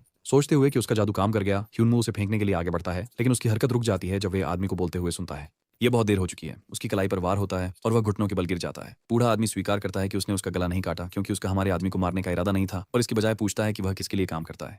हमारा अजीब लड़का हिस्टेरिकल हंसी में फूट पड़ता है। ह्विसो को उसके जहरीले खून को भूलने की याद दिलाता है। उसकी सुरक्षा में कमी देखकर ह्यूनमू फायदा उठाता है और अपने खून से सने हाथ को ह्विसो के मुंह में ठूंस देता है। बूढ़े आदमी के अनुभव के बावजूद यह स्पष्ट है कि उसे जहर प्रतिरोध की कमी है। फिर भी वह एक तेज कोहनी के वार और पेट में एक किक से पलटवार करता है, जिससे हमारा मुख्य पात्र दीवार से टकरा जाता है। ह्विसो जल्दी से एक दवा की बोतल निकालता है और उसे अपने चेहरे पर छिड़कता है, जबकि ह्यूनमू अपनी पुनर्जनन क्षमता की मदद से अपनी कलाई को ठीक करता है। बूढ़ा आदमी उसकी उपचार क्षमता से हैरान हो जाता है और पूछता है कि क्या वह कोई कौशल छुपा रहा है। ह्यूनमू का स्वास्थ्य 10% से नीचे गिर गया था और इस प्रकार उसके अंतिम उत्तरजीवी शीर्षक को सक्रिय कर दिया, जिससे उसे पुनर्जीवित होने की अनुमति मिली। आदमी समझता है कि केवल हिंसा से ह्यूनमू को हराया नहीं जा सकता। निराश होकर ह्विसो अपनी रणनीति बदलता है। फिर से प्रस्ताव लाते हुए ह्यूनमू से क्रिस्टल मॉस के स्रोत के बारे में पूछता है। जब ह्यूनमू जवाब देने से मना कर देता है तो वह आदमी उसे तैसंग कबीले में शामिल होने के लिए मनाने की कोशिश करता है, लेकिन हमारा आदमी ह्विसो से कहता है कि वह उसके लिए काम करे, क्योंकि वह कभी किसी के अधीन काम करने की योजना नहीं बनाता। पार्क ह्विसो ह्यूनमू के प्रस्ताव या शब्दों में रुचि न रखते हुए जाने के लिए मुड़ते हैं। हालांकि अब हमारा भाई उस आदमी की कौशल से प्रभावित है और तय करता है कि वह उसे जाने नहीं दे सकता। ह्यूनमू उसे रोकने की कोशिश करता है, पूछते हुए कि पार्क ह्विसो एक ऐसे कबीले में इतनी दिलचस्पी क्यों ले रहा है जिसमें कोई वास्तविक ताकत नहीं है। वह बताता है कि यह कबीला तीसरे स्थान पर स्थित सर्वशक्तिमान लोटस कबीले से छोटा है और इसके सदस्य दूसरे स्थान पर स्थित ग्रेट अननोन से कमजोर हैं। वह कबीले और उसके नेता का अपमान करता है, उन्हें मीडिया स्टार्स कहकर, जिससे ह्विसो रुक जाता है। वह जवाब देता है ह्यूनमू को या तो वास्तविकता से अनजान या महत्वाकांक्षा से अंधा बताते हुए, ये सोचते हुए कि वह ली जीताई को पार कर सकता है। ह्यूनमू ह्विसो का मजाक उड़ाता है कि वह उससे हार गया, लेकिन इससे पहले कि वह प्रतिक्रिया कर सके, वह आदमी तेजी से अपनी तलवार निकालता है और उस पर वार करता है। उसके गाल को छूता है और कुछ बाल काट देता है। फिर वह ली जीताई के साथ सबसे मजबूत के रूप में कबीले के सदस्यों की शक्ति को उजागर करता है। ह्विसो ने चेतावनी दी कि अगर उसका इरादा स्तर 10 के नौसिखिए को मारने का होता तो हमारा मुख्य व्यक्ति अब भी खड़ा नहीं होता। गर्व से ह्यूनमू अपनी मंशा घोषित करता है कि वह ली जीताए को मात देगा। फिर वह पूछता है कि ली जीताए को इतना खास क्या बनाता है। आदमी बताता है कि ली जीताए ने 6 महीने से कम समय में स्तर 20 तक पहुंचा, वह भी कबीले के समर्थन के साथ। कुछ ऐसा जो आदमी सोचता है कि ह्यूनमू वर्षों में ही सपना देख सकता है और ये तो बस न्यूनतम है जो वह कर सकता है। अपमान से आहत होकर ह्यूनमू ली जीताए को 2 हफ्तों में पछाड़ने की कसम खाता है और पार्क हेविसो को एक सौदा पेश करता है। अगर वह सफल होता है तो बूढ़े आदमी को उसके लिए काम करना होगा। हालांकि वह आदमी इसे मजाक समझकर चला जाता है। दृढ़ निश्चय के साथ ह्यूनमू गोब्लिन्स को पंचिंग बैग की तरह इस्तेमाल करके स्तर बढ़ाने के लिए नर्क में लौटता है। वह अपनी मुट्ठी एक के मुंह में डालता है। उसके तेज दांत उसके मांस को चीरते हैं क्योंकि उसका विषैला खून उसके गले में उतरता है। उसकी प्रणाली घोषणा करती है कि वह स्तर 15 पर पहुंच गया है। इसके बाद एक और सूचना आती है कि विजयी तारा अर्दान ने उस पर नजरें गड़ा ली हैं। विरोध में अपनी मध्यमा अंगुली उठाने की कोशिश करते हुए ह्यूनमू को एहसास होता है कि वह ऐसा नहीं कर सकता। उसकी हाथ गोब्लिन के दांतों से फट गया है। जैसे वह अपने हाथ पर पट्टियां मारता है, ये सोचते हुए कि उसे अपने शरीर पर अधिक जोर नहीं डालना चाहिए, रेनियन अचानक प्रकट होती है। घाव को देखकर वह उड़कर आती है और अपने स्ट्रॉ से उसे छूती है, उसका खून पीती है। ह्यूनमू इसे होने देता है क्योंकि वह खून की कमी से मरने पर फिर से जीवित हो सकता है, जिससे उसे आश्चर्य होता है कि क्या वह असली दुनिया में भी नर्क की तरह पुनर्जीवित हो सकता है। गोब्लिन के ढेर को देखते हुए ह्यूनमू अपने खुद की प्रगति से प्रभावित महसूस करता है। हालांकि वह अभी भी उस काले हाथ वाले गोब्लिन को नहीं ढूंढ पा रहा है जिससे वह शुरुआत में मिला था। उसी क्षण वह सुनता है कि कदमों की आवाज आ रही है। ये वही गोब्लिन है जिसके बारे में वह अभी बात कर रहा था। वह अपने पैरों पर कूदता है और रेनियन उतनी ही अचानक गायब हो जाती है जितनी अचानक वह आई थी, ह्यूनमू को अकेला छोड़कर, एक गोब्लिन के साथ जो अपने मरे हुए लोगों को देखकर गुस्से से कांप रहा है। हमारा आदमी कार्रवाई में अपने हाथ पर पट्टी का उपयोग करके नर्क के डार्ट से एक पंजा बनाता है और गोब्लिन को शब्दों से चढ़ाता है। गोब्लिन ह्यूनमू पर हमला करता है, अपनी जीभ बाहर निकालते हुए। गोब्लिन हमला करता है और ह्यूनमू 1 सेकंड भी टिक नहीं पाता और मर जाता है। 12 दिन तक जीवित रहने के बाद वह जमीन पर जागता है। एक पैनल उसे एक नए मिशन की सूचना देता है जिसका उद्देश्य काले हाथ वाले गोब्लिन को हराना है। वह खड़ा होकर एक गहरी खाई में अपने विषैले खून में डूबी पिनों के साथ गोब्लिन को पकड़ने के लिए जाल की योजना बनाता है। वह बहुत देर से देखता है कि गोब्लिन आ रहा है और एक घातक प्रहार से फिर से मर जाता है। ठीक 1 मिनट तक जीवित रहने के बाद अपनी छठी कोशिश में ह्यूनमू भागने की कोशिश करता है, लेकिन गोब्लिन बिना रुके उसका पीछा करता है। दौड़ने से थककर वह घूमता है और एक मुक्के से पलटवार करने की कोशिश करता है, उम्मीद करता है कि वह उसे चौंका देगा। उसकी आश्चर्य की बात यह है कि गोब्लिन अपनी तलवार से एक क्रूर वार करता है। पुनर्जीवित होने के बाद सुरक्षित रूप से स्तर बढ़ाने के लिए छिपने पर वह संक्षेप में विचार करता है, लेकिन उसका अहंकार आसान रास्ता अपनाने से इनकार करता है। वह गोब्लिन को हराने के लिए दृढ़ संकल्पित है, बिना लड़े पीछे हटने को तैयार नहीं है, क्योंकि गोब्लिन उसे फिर से मार देता है। दिन बीत जाते हैं और स्तर 20 का लाल टोपी वाला गोब्लिन उसका कोई निशान नहीं देखता, लेकिन यह जानते हुए भी आराम नहीं कर सकता कि हमारा आदमी बस मर नहीं सकता। पता चलता है कि गोब्लिन का एक नाम है, कर्सन। इतना ही नहीं, उसके पास भी लोग हैं जिनकी उसे रक्षा करनी है। अचानक एक घबराया हुआ गोब्लिन उसके पास दौड़ता हुआ आता है, चिल्लाते हुए कि किसी ने उनके पीने के पानी में जहर मिला दिया है और अब वे सब मर रहे हैं। कर्सन उस ठिकाने की ओर दौड़ता है जहां गोब्लिन बिखरे और बीमार पड़े हैं। छोटा गोब्लिन उसे बताता है कि जहर ने उन जानवरों को भी मार दिया जिन्हें वे पाल रहे थे। कर्सन का चेहरा गुस्से से काला पड़ जाता है जब उसे एहसास होता है कि इस क्रूरता के पीछे इंसान है। वह इस बात का पछतावा करता है कि उसने उस आदमी को पहले बंद नहीं किया। उसे लगता है कि अगर उसने ऐसा किया होता तो यह टाला जा सकता था। जल्द ही एक और गोब्लिन आता है जो कर्सन के रोते हुए बच्चे को लेकर आता है। भावनाओं से अभिभूत होकर कर्सन चलने लगता है, उस इंसान को खोजने के लिए दृढ़ संकल्पित। उसके लोग उसे रोकने की कोशिश करते हैं, ये कहते हुए कि किसी से लड़ना बेकार है जो बार बार जीवित हो सकता है। वे उसे आग्रह करते हैं कि वो अपने प्रतिशोधी खोज को छोड़ दे और एक नए स्थान की तलाश में साथ भाग जाए। अचानक गोब्लिन सितारों से फुसफुसाहट सुनने लगता है और अपने लोगों को छोड़कर नया आश्रय खोजने के लिए कहता है। हालांकि उनकी नजरें एक स्काउट पर पड़ती हैं जो जहरीले खून से घिरा होता है। भीड़ जल्दी ही समझ जाती है कि इंसान उन्हें जाल में फंसाने के लिए निशान छोड़ रहा है और जब वे कम से कम उम्मीद करते हैं तब हमला करता है। नेता अपने लोगों से छिपने के लिए कहता है जबकि वह इंसान का पीछा करता है। वह उन्हें आश्वस्त करता है कि वह ह्यूनमू को आंखों पर पट्टी बांधकर भी मार सकता है क्योंकि उसकी हरकतें उसकी याद में बसी हुई हैं।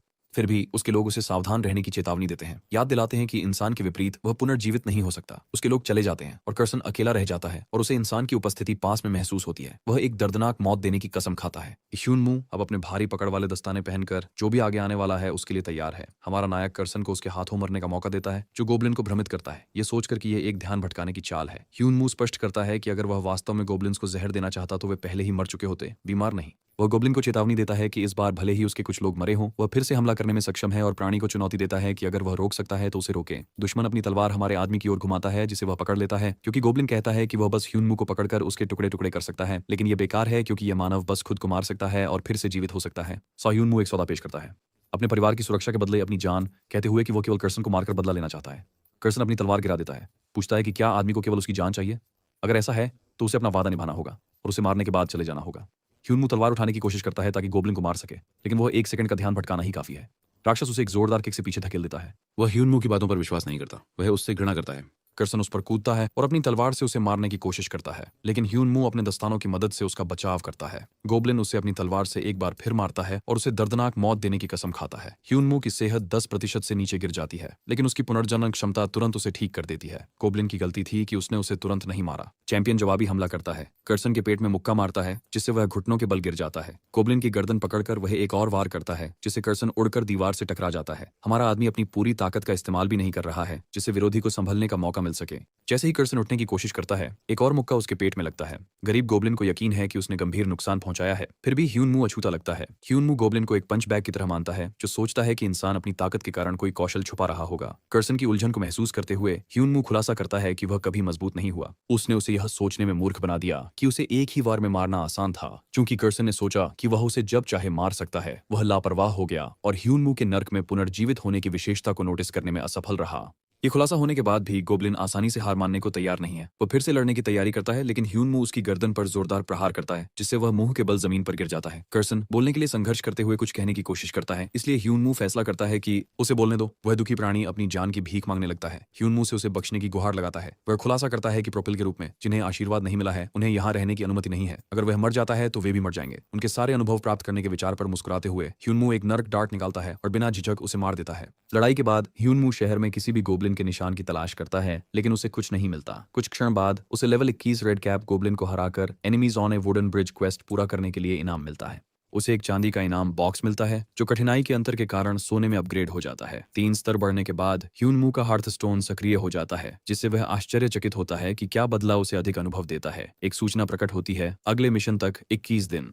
एक और संदेश आता है जिसमें कहा गया है कि उसे शैटरिंग स्टार गोल देख रहा है। वह मृत गोब्लिन पर ध्यान केंद्रित करता है और यह पता लगाने के लिए उसका निरीक्षण करना शुरू करता है कि कर्सन को इतना मजबूत क्या बनाता है। रेनियन अचानक प्रकट होती है गोब्लिन को खाने की उम्मीद में, तो वह उसे बताता है कि वह गोब्लिन को तब खा सकती है जब वह अपने विश्लेषण के साथ समाप्त हो जाए। कर्सन की तलवार पकड़े हुए ह्यून मू उसे जांचता है और समझता है कि गोब्लिन की ताकत सिर्फ हथियार से नहीं थी, उसकी शक्ति किसी और चीज से होनी चाहिए। उसकी नजर कर्सन के काले हाथ पर जाती है जो अभी भी तलवार पकड़े हुए है। हाथ पर उकेरे गए काले अजीब निशान ध्यान आकर्षित करते हैं। एक सूचना ह्यून मू को बताती है कि उसका हाथ गोल व तारा जो पहले उसे देख रहा था द्वारा निर्देशित किया जा रहा है। जैसे ही ह्यून मू गोब्लिन की हथेली को छूता है, गोब्लिन के हाथ पर लिखावट धुएं की तरह ऊपर उठती है और सुइयों की तरह उसके अपने हाथ में चुभ जाती है। उसकी हथेली पर एक पैटर्न बनता है और सिस्टम उसे सूचित करता है कि उसने शैटरिंग स्टार गोल का एक टुकड़ा अवशोषित कर लिया है, जिससे उसने पौराणिक कौशल फैमिली को अनलॉक कर लिया है। दृश्य उमिन की ओर बदलता है जो अपने बिस्तर में सो रही थी और अपना नाम सुनकर जाग जाती है। 2 दिन बाद ह्यून मू को देखकर आश्चर्यचकित होती है। नाराज होकर वह जाने के लिए मुड़ती है, लेकिन ह्यून मू उसे रोकने के लिए उसका हाथ पकड़ लेता है।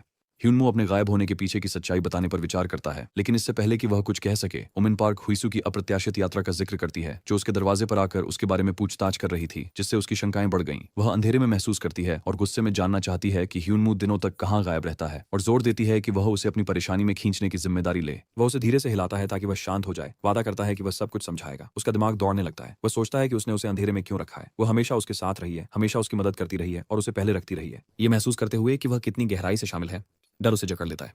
अगर उसे कुछ हो गया तो वह जानता है कि इस दुखी दुनिया में अकेले रहकर वह पागल हो जाएगा। अपनी भावनाओं से प्रेरित होकर ह्यून मू अपने सभी रहस्यों को उजागर करता है। हर्थस्टोन रहस्यमय स्थान जिसे नर्क के नाम से जाना जाता है और उसकी बार बार की गायबियां उमिन चिंता भरी आंखों से सुनती है, लेकिन ह्यून मू उसे आश्वस्त करता है, वादा करता है कि चाहे वह नर्क में कितने भी समय के लिए क्यों न जाए, वह हमेशा उसके पास वापस आएगा।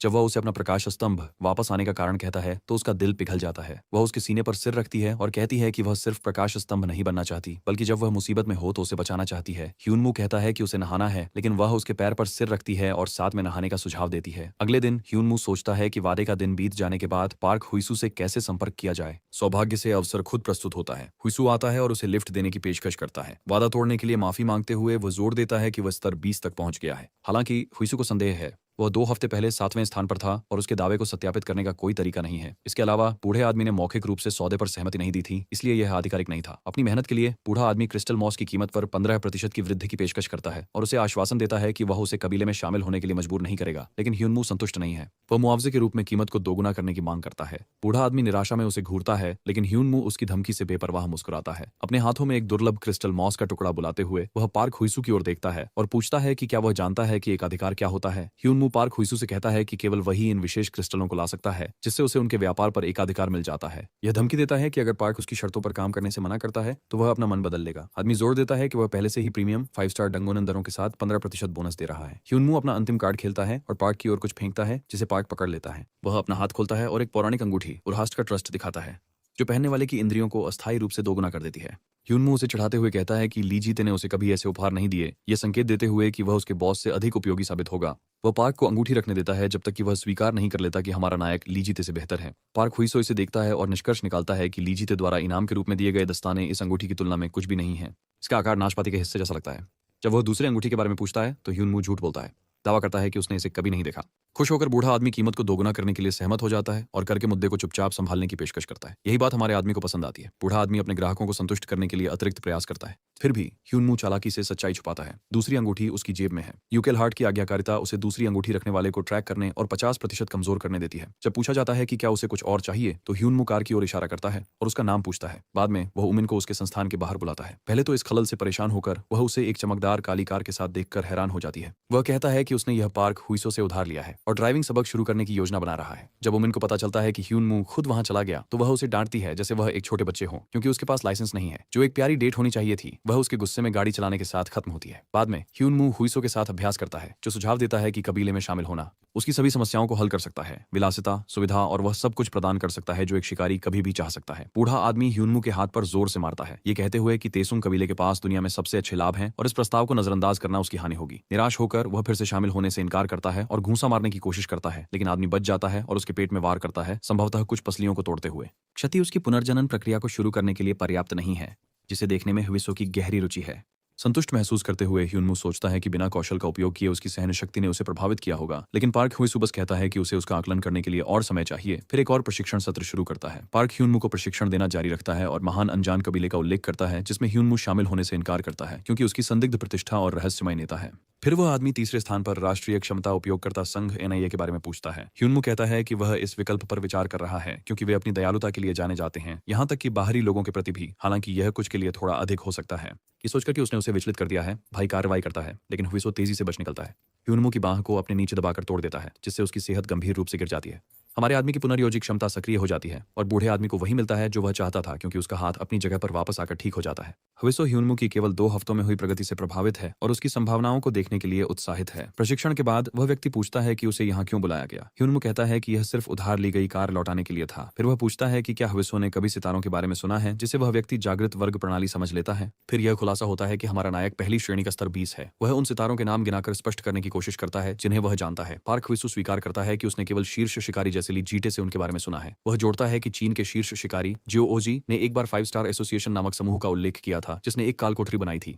इसके अलावा रिवर्स क्रॉस क्रूसेड, जो आधी क्षमता वाले उपयोगकर्ताओं का समूह है, बेथलहम के तारे को अपने प्रतीक के रूप में उपयोग करता है। ह्यूनमू उलझन में है और आदमी से अधिक जानकारी इकट्ठा करने के लिए कहता है। अप्रत्याशित रूप से पार्क हुईसू पूछता है कि क्या ह्यूनमू एक डंगोनन को साफ करना चाहता है। इससे उलझन में पड़कर वह उससे पूछता है कि वह यह अचानक क्यों पूछ रहा है। पार्क हुईसू ह्यूनमू को सलाह देते हैं कि अगर वह किसी कबीले में शामिल नहीं होना चाहता लेकिन फिर भी रैंक बढ़ाना चाहता है तो उसे संबंध बनाने चाहिए। सबसे अच्छा तरीका है कि सामाजिकता के माध्यम से पहचान प्राप्त करें और ली जीते के स्तर तक पहुंचने के लिए डंगोनन साफ करें। चूंकि वह जिस डंगोनन में प्रशिक्षण ले रहा है वह दर्ज नहीं है, कोई भी उसे अनुभवी शिकारी के रूप में नहीं देखता। यह आगामी छापा उसे ध्यान में आने और बुनियादी बातें सीखने का मौका है। हुईसू से बताता है कि तैयारियां पूरी होने पर कॉल का इंतजार करे। ह्यूनमू चियोंगिए पर्वत पर पहुंचता है जो एक स्थायी एक तारा डंगोनन है जहां नए शिकारी अपनी क्षमताओं का परीक्षण कर सकते हैं और साधारण लोग पैदल यात्रा या छुट्टी मना सकते हैं। ग्रेट अननोन से एक निरीक्षक शिकारी को इकट्ठा करता है और उन्हें पंक्ति में खड़ा करता है। खुद को नोहोवल के रूप में परिचित कराते हुए वह सभी का स्वागत करती है। जैसे ही वह बोलती है उसकी सांस से शराब की गंध आती है, जिससे उसे यह समझाना पड़ता है कि नए लोगों के बीच संघर्ष को रोकने के लिए निरीक्षकों को नियुक्त किया जाता है। इस उद्देश्य के लिए प्रत्येक टीम में हर अलग कबीले से एक मध्यम स्तरीय निरीक्षक होता है। नोहोल नए लोगों को बुनियादी कालकोठरी ज्ञान के बारे में जानकारी देना शुरू करती है, यह बताते हुए कि कालकोठरी की कठिनाई स्टार रेटिंग के साथ बढ़ती है। वह समझाती हैं कि 2 प्रकार के कालकोठरी होते हैं। मोबाइल कालकोठरी, जो अपनी लगातार बदलती संरचनाओं के कारण अधिक चुनौतीपूर्ण होते हैं, और स्थायी कालकोठरी, जिनकी संरचनाएं स्थिर होती हैं और जिन्हें सामान्यतः साफ करना आसान होता है। चूंकि नए लोग कभी भी किसी कालकोठरी में नहीं गए हैं, इसलिए उन्हें नहीं पता कि कालकोठरी से क्या उम्मीद करनी चाहिए। इसलिए उन्हें एक पर्यवेक्षक सौंपा गया है। नशे में धुत महिला अचानक उल्टी करती है और शर्मिंदा होकर माफी मांगती है। कहती है कि वह पिछली रात देर तक बाहर थी और सभी से अपना परिचय देने के लिए कहती है। 5 सदस्यीय टीम अपना परिचय देती है। पार्क सेओमून 2 स्टार, हान नागियोंग, किम सेयोंग, किम स्वान और कांग ह्यूनमू सभी 1 स्टार। महिला ह्यूनमू को कहाँ देखा है याद करने की कोशिश करती है, कुछ संस्थानों का नाम लेती है लेकिन असफल रहती है। हार मानकर वह उसके हथियार के बारे में पूछती है और वह अपनी सूची से एक लकड़ी की छड़ी निकालता है। वह पूछती है कि क्या यही वह हथियार है जो वह लाया है, और ह्यूनमू समझाता है कि यह कोई साधारण छड़ी नहीं है, यह एक गोब्लिन का बल्ला है जो राक्षसों को छूते ही उनका सारा लूट गिरा देता है। पार्क सेओमून गुस्से में अपने हथियार बाहर निकालता है, यह साबित करने के लिए कि उसके जैसे 2 स्टार को भी सही गियर की जरूरत होती है। इससे पहले कि वह आगे कुछ कह सके, निरीक्षक उसे नीचे गिरा देता है और उसका हथियार उसके चेहरे के पास लाकर उसे डांटता है कि उसने इसे सार्वजनिक रूप से दिखाकर नियम तोड़े और नागरिकों में दहशत फैलाने का जोखिम उठाया। उसके माफी मांगने के बाद वह उसे उठने में मदद करती है और समूह को डंगोवन की ओर ले जाती है। ह्यूनमू चुपचाप देखते हुए निष्कर्ष निकालता है कि भले ही वह पार्क वीसू के स्तर पर नहीं है, लेकिन फिर भी एक मिड रैंकर के लिए मजबूत है और उसके कौशल की परीक्षा लेने का निर्णय करता है। इस बीच नर्क में ह्यूनमू द्वारा मारा गया गोब्लिन उसके पीछे जमीन से बाहर आता है। टीम अंदर प्रवेश करती है और उनके पीछे काल कोठरी के दरवाजे भारी आवाज के साथ बंद हो जाते हैं और टीम असहज नजरों का आदान प्रदान करती है। अंदर पर्यवेक्षक चेतावनी देती है कि भले ही यह अभी शांत दिखता है, लेकिन जैसे ही वे गहराई में जाएंगे और गोब्लिन उत्पन्न होने लगेंगे, यह एक जंगल में बदल जाएगा। वह पूछती है कि क्या किसी को इसे साफ करने का तरीका पता है। पार्क सेओमून जवाब देते हैं कि उनका पहला उद्देश्य वापसी क्रिस्टल को पुनः प्राप्त करना है। वह पुष्टि करती है, यह जोड़ते हुए कि क्रिस्टल गोब्लिन गुफा में स्थित है जहां वे उत्पन्न होते हैं। ह्यूनमू मानसिक रूप से वापसी क्रिस्टल की तुलना अपने हार्ट स्टोन से करता है। निरीक्षक समझाती हैं कि अधिक उद्देश्यों को पूरा करने पर पुरस्कार बढ़ेंगे, लेकिन फिलहाल उन्हें वापसी क्रिस्टल प्राप्त करने पर ध्यान केंद्रित करना होगा। वह उन्हें बताती हैं कि वे काल कोठरी का अन्वेषण शुरू करें, जबकि वह पीछे से बिना हस्तक्षेप किए देखती रहेंगी। पार्क सेओमून नेतृत्व करते हैं, टीम को चेतावनी देते हैं कि छुपे हुए हमलों से बचने के लिए अपने सिर का ध्यान रखें और अपनी गंध छुपाने के लिए घास इकट्ठा करें, यह दावा करते हुए कि गोब्लिन गंध के प्रति संवेदनशील होते हैं। जब ह्यूनमू असहमत होता है, पार्क सेओमून यह बताता है कि उसे यह सलाह एक प्रसिद्ध स्ट्रीमर से मिली थी जिसने डन लाइव, जिससे बहस शुरू हो जाती है। निरीक्षक हस्तक्षेप करता है, ह्यूनमू से सहयोग की मांग करता है। निरीक्षक पूछता है कि वह क्यों बहस कर रहा है और ह्यूनमू समझाता है कि गोब्लिन गंध के प्रति संवेदनशील होते हैं, इसलिए वे ताजा और पुरानी घास के बीच आसानी से अंतर कर सकते हैं, इसलिए उनकी गंध छुपाना मदद नहीं करेगा। वो यह भी बताता है कि गोब्लिन छोटे होते हैं, इसलिए उन्हें अपने टखनों का ध्यान रखना चाहिए, न कि अपने सिर का। नोहवाल पर्यवेक्षक खुलासा करते हैं कि जिस स्ट्रीमर पार्क सेओमून ने सीखा था, वह 10 साल पहले 1 स्टार डंगोनन साफ करता था, लेकिन अब 3 स्टार डंगोनन साफ करता है और समय के साथ चीजें बदलती हैं। वह ह्यूनमू के गहन ज्ञान पर संदेह करती हैं, लेकिन वह इसे टाल देते हैं, ये दावा करते हुए कि यह उनका पहला डंगोनन अनुभव है और उन्होंने शोध करके तैयारी की। जब वे बहस कर रहे होते हैं, एक गोब्लिन चुपके से आता है, लेकिन ह्यूनमू उसे लात मारकर दूर कर देता है। वह अपने साथी का मजाक उड़ाता है जिसने उसके हथियार का मजाक उड़ाया था, जिसे उसने अभी तक इस्तेमाल भी नहीं किया है। बहस छोड़ दी जाती है क्योंकि टीम डंगोन पर ध्यान केंद्रित करती है। 3 1 स्टार शिकारी एक साथ लड़ते हैं। हान ना ग्यूम अपनी चाबुक से एक गॉब्लिन को काटती हैं, किम सेओजुंग अपने खंजर से दूसरे को छेदती हैं और किम सुवोन अपनी तलवार से एक गॉब्लिन को काटते हैं। हालांकि पार्क सेओमून अकेले ही कई गोब्लिन्स को एक पल में हरा देता है। उनके प्रदर्शन से प्रभावित होकर निरीक्षक उन्हें थोड़ी देर का ब्रेक देती है। वह नोट करती है कि गोब्लिन्स किसी चीज से डरे हुए लगते हैं और वह टीम के जाने के बाद इसकी जांच करने की योजना बनाती है। अचानक एक चीख हवा में गूंजती है और निरीक्षक टीम की ओर दौड़ती है। वहां वह एक गोब्लिन को एक पेड़ से बंधा हुआ पाती है जो काले तरल में लिपटा हुआ है और उसका शरीर भयानक रूप से विकृत है। वह टीम को आदेश देती है कि वे जल्दी से वापसी क्रिस्टल ढूंढें क्योंकि स्थिति 1 स्टार डंगोरन के लिए बहुत खतरनाक है। उसी समय उन्हें एहसास होता है कि ह्यूनमू गायब है। वे हर जगह खोजते हैं लेकिन उसका कोई निशान नहीं मिलता। इसके बजाय उनकी आवाजें अधिक खतरनाक प्राणी लाल टोपी वाले गोब्लिन का ध्यान आकर्षित करती हैं। 1 घंटे पहले शौकिया गोब्लिन्स से ऊबकर ह्यूनमू चुपके से चला गया था। एक बार अकेले होने पर वह परिवार की वह क्षमता सक्रिय करता है जो लाल टोपी वाले गोब्लिन को हराने के बाद मिली थी, जो उसे किसी लक्ष्य को परिवार के रूप में नामित करने की अनुमति देती है। उन्हें नर्क के बाहर भी तब तक जीवित कर सकती है जब तक उनका शरीर बहुत विकृत न हो। इस शक्ति के साथ भाई गेर्सन को पुनर्जीवित करता है जो जमीन से बाहर आता है। वह गोब्लिन को डंगोवन में सभी अन्य गोब्लिन को समाप्त करने का काम देता है। अपनी ही जाति को मारने में हिचकिचाते हुए गेर्सन को ह्यूनमू द्वारा चेतावनी दी जाती है कि अगर वह मना करता है तो उसकी जनजाति नष्ट हो जाएगी। जैसे ही गेर्सन गुस्से में एक गोब्लिन की ओर बढ़ता है, ह्यूनमू अजीब महसूस करने लगता है। यह उसके परिवार कौशल से जुड़ाव है जो उसे गेर्सन की अपने ही प्रकार के प्रति घृणा और नफरत को महसूस करने की अनुमति देता है। ऐसे कमजोर गोब्लिन्स को अपनी प्रजाति के लिए अपमानजनक मानते हुए इन भावनाओं से प्रेरित होकर गेर्सन सभी गोब्लिन्स को समाप्त करने की कसम खाता है। उसे गोब्लिन्स के साथ व्यस्त देखकर ह्यूनमू टीम की जांच करने का निर्णय लेता है। इस बीच टीम ह्यूनमू को खोजने में असफल होने के बाद हार मानने के कगार पर है। जैसे ही वे उम्मीद खोने वाले होते हैं, वह अचानक एक झाड़ी से प्रकट होता है।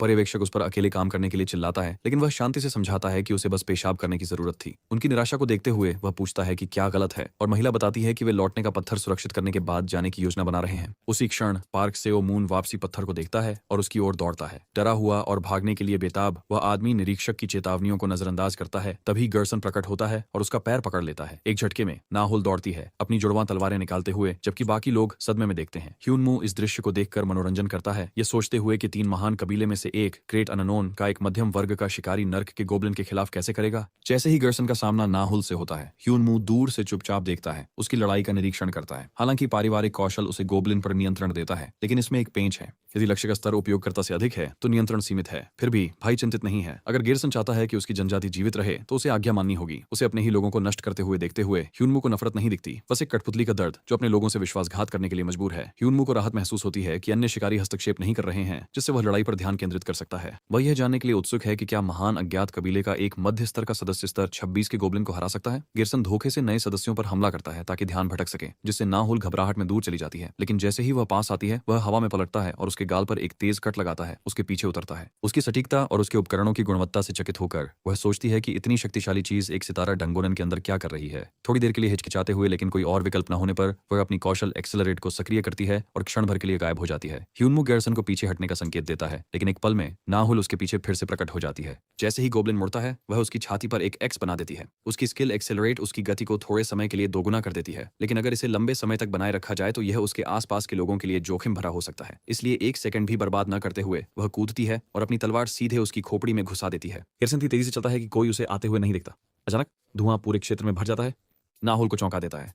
जैसे ही धुंध साफ होती है, गोब्लिन पहले से ही सियोमून के ऊपर होता है। तलवार उसकी गर्दन पर रखी होती है। गोब्लिन बोलता है, उसे पीछे हटने की चेतावनी देता है, नहीं तो वह सियोमून को मार डालेगा। नाहुल जम जाती है। उसने पहले कभी गोब्लिन को बोलते नहीं देखा, अकेले ही किसी को बंधक बनाते। नाहुल एक खतरनाक गोब्लिन को रोकने या पार्क सियोमून को बचाने के बीच फंसी हुई है। अंत में वह बड़े खतरे को निष्क्रिय करने का चुनाव करती है और सियोमून से माफी मांगती है। अपने साथी को छोड़ते हुए देखकर ह्यूनमू निराश हो जाता है। बिना सोचे वह अपनी छड़ी से गोब्लिन पर एक पत्थर फेंकता है। गेरसन तुरंत प्रतिक्रिया करता है, अपने बंधक को एक तरफ फेंककर हमले से बच जाता है। ह्यूनमू की छड़ी से बड़ी हुई शक्ति पेड़ में एक बड़ा छेद कर देती है, जिससे वह रोमांचित हो जाता है। नाहुल ह्यूनमू को खुद पर ध्यान आकर्षित करने की कोशिश करने के लिए डांटती है, उसे पीछे रहने का निर्देश देती है। बिल्कुल, वह आदमी इनकार करता है, विरोध में आगे बढ़ता है। ह्यूनमू की अवज्ञा केवल नाहुल के गुस्से को बढ़ाती है, लेकिन यह उसे और अधिक निराश कर देती है। वह उम्मीद नहीं कर रहा था कि एक प्रसिद्ध कबीले का मध्य स्तर का शिकारी स्तर 21 के गोब्लिन के खिलाफ इतना कमजोर होगा। ये उसे सोचने पर मजबूर करता है कि क्या उसके अन्य कबीले के साथी भी उतने ही अप्रस्तुत हैं। अगर उसने नर्क में गेरसन का सामना किया होता तो नाहुल एक सेकंड भी नहीं टिक पाता। यह एहसास ह्यूनमू को होता है कि गेरसन ने अपने बंधक को मारने का इरादा किया था अगर उसने उस पर हमला करने का फैसला किया होता। यदि प्राणी पूरी तरह से उसके नियंत्रण में नहीं है तो कोई मर सकता है। उसे शांत करने के लिए हमारा आदमी समझाता है कि वह आलोचना नहीं कर रहा है, बस मदद करने की कोशिश कर रहा है, क्योंकि अगर सियोमून मर जाता तो यह उसके लिए गंभीर परेशानी का कारण बनता।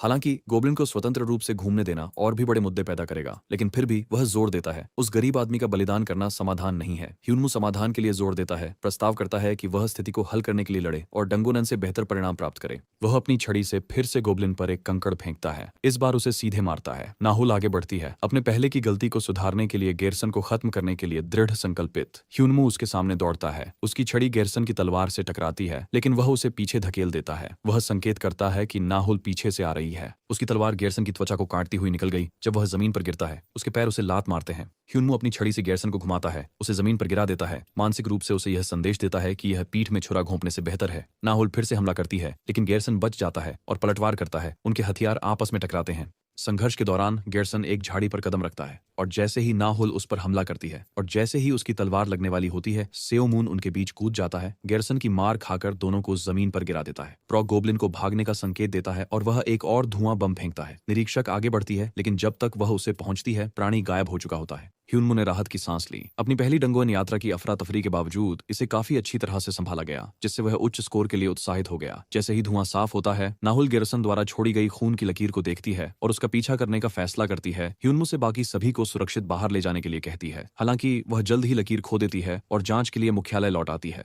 वहां उसे पता चलता है कि डंगोन की रैंक नहीं बदली है और किसी अन्य टीम ने कुछ असामान्य रिपोर्ट नहीं किया है। डेस्क के पीछे बैठा आदमी उस पर विश्वास करने से इनकार करता है, यह कहते हुए कि डंगोरन अभी भी एक स्थायी प्रकार का है। अपनी सोच को इकट्ठा करने के लिए बेंच पर बैठी नाहुल ह्यूनमू के अचानक आने से चौंक जाती है।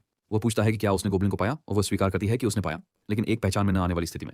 वो यह सिद्धांत देती है कि अन्य गोब्लिन शायद गोब्लिन की चोटों को उस पर हमला करने का मौका समझा। उसने लाल टोपी को सबूत के रूप में लिया और उसे आगे जांचने की योजना बनाई।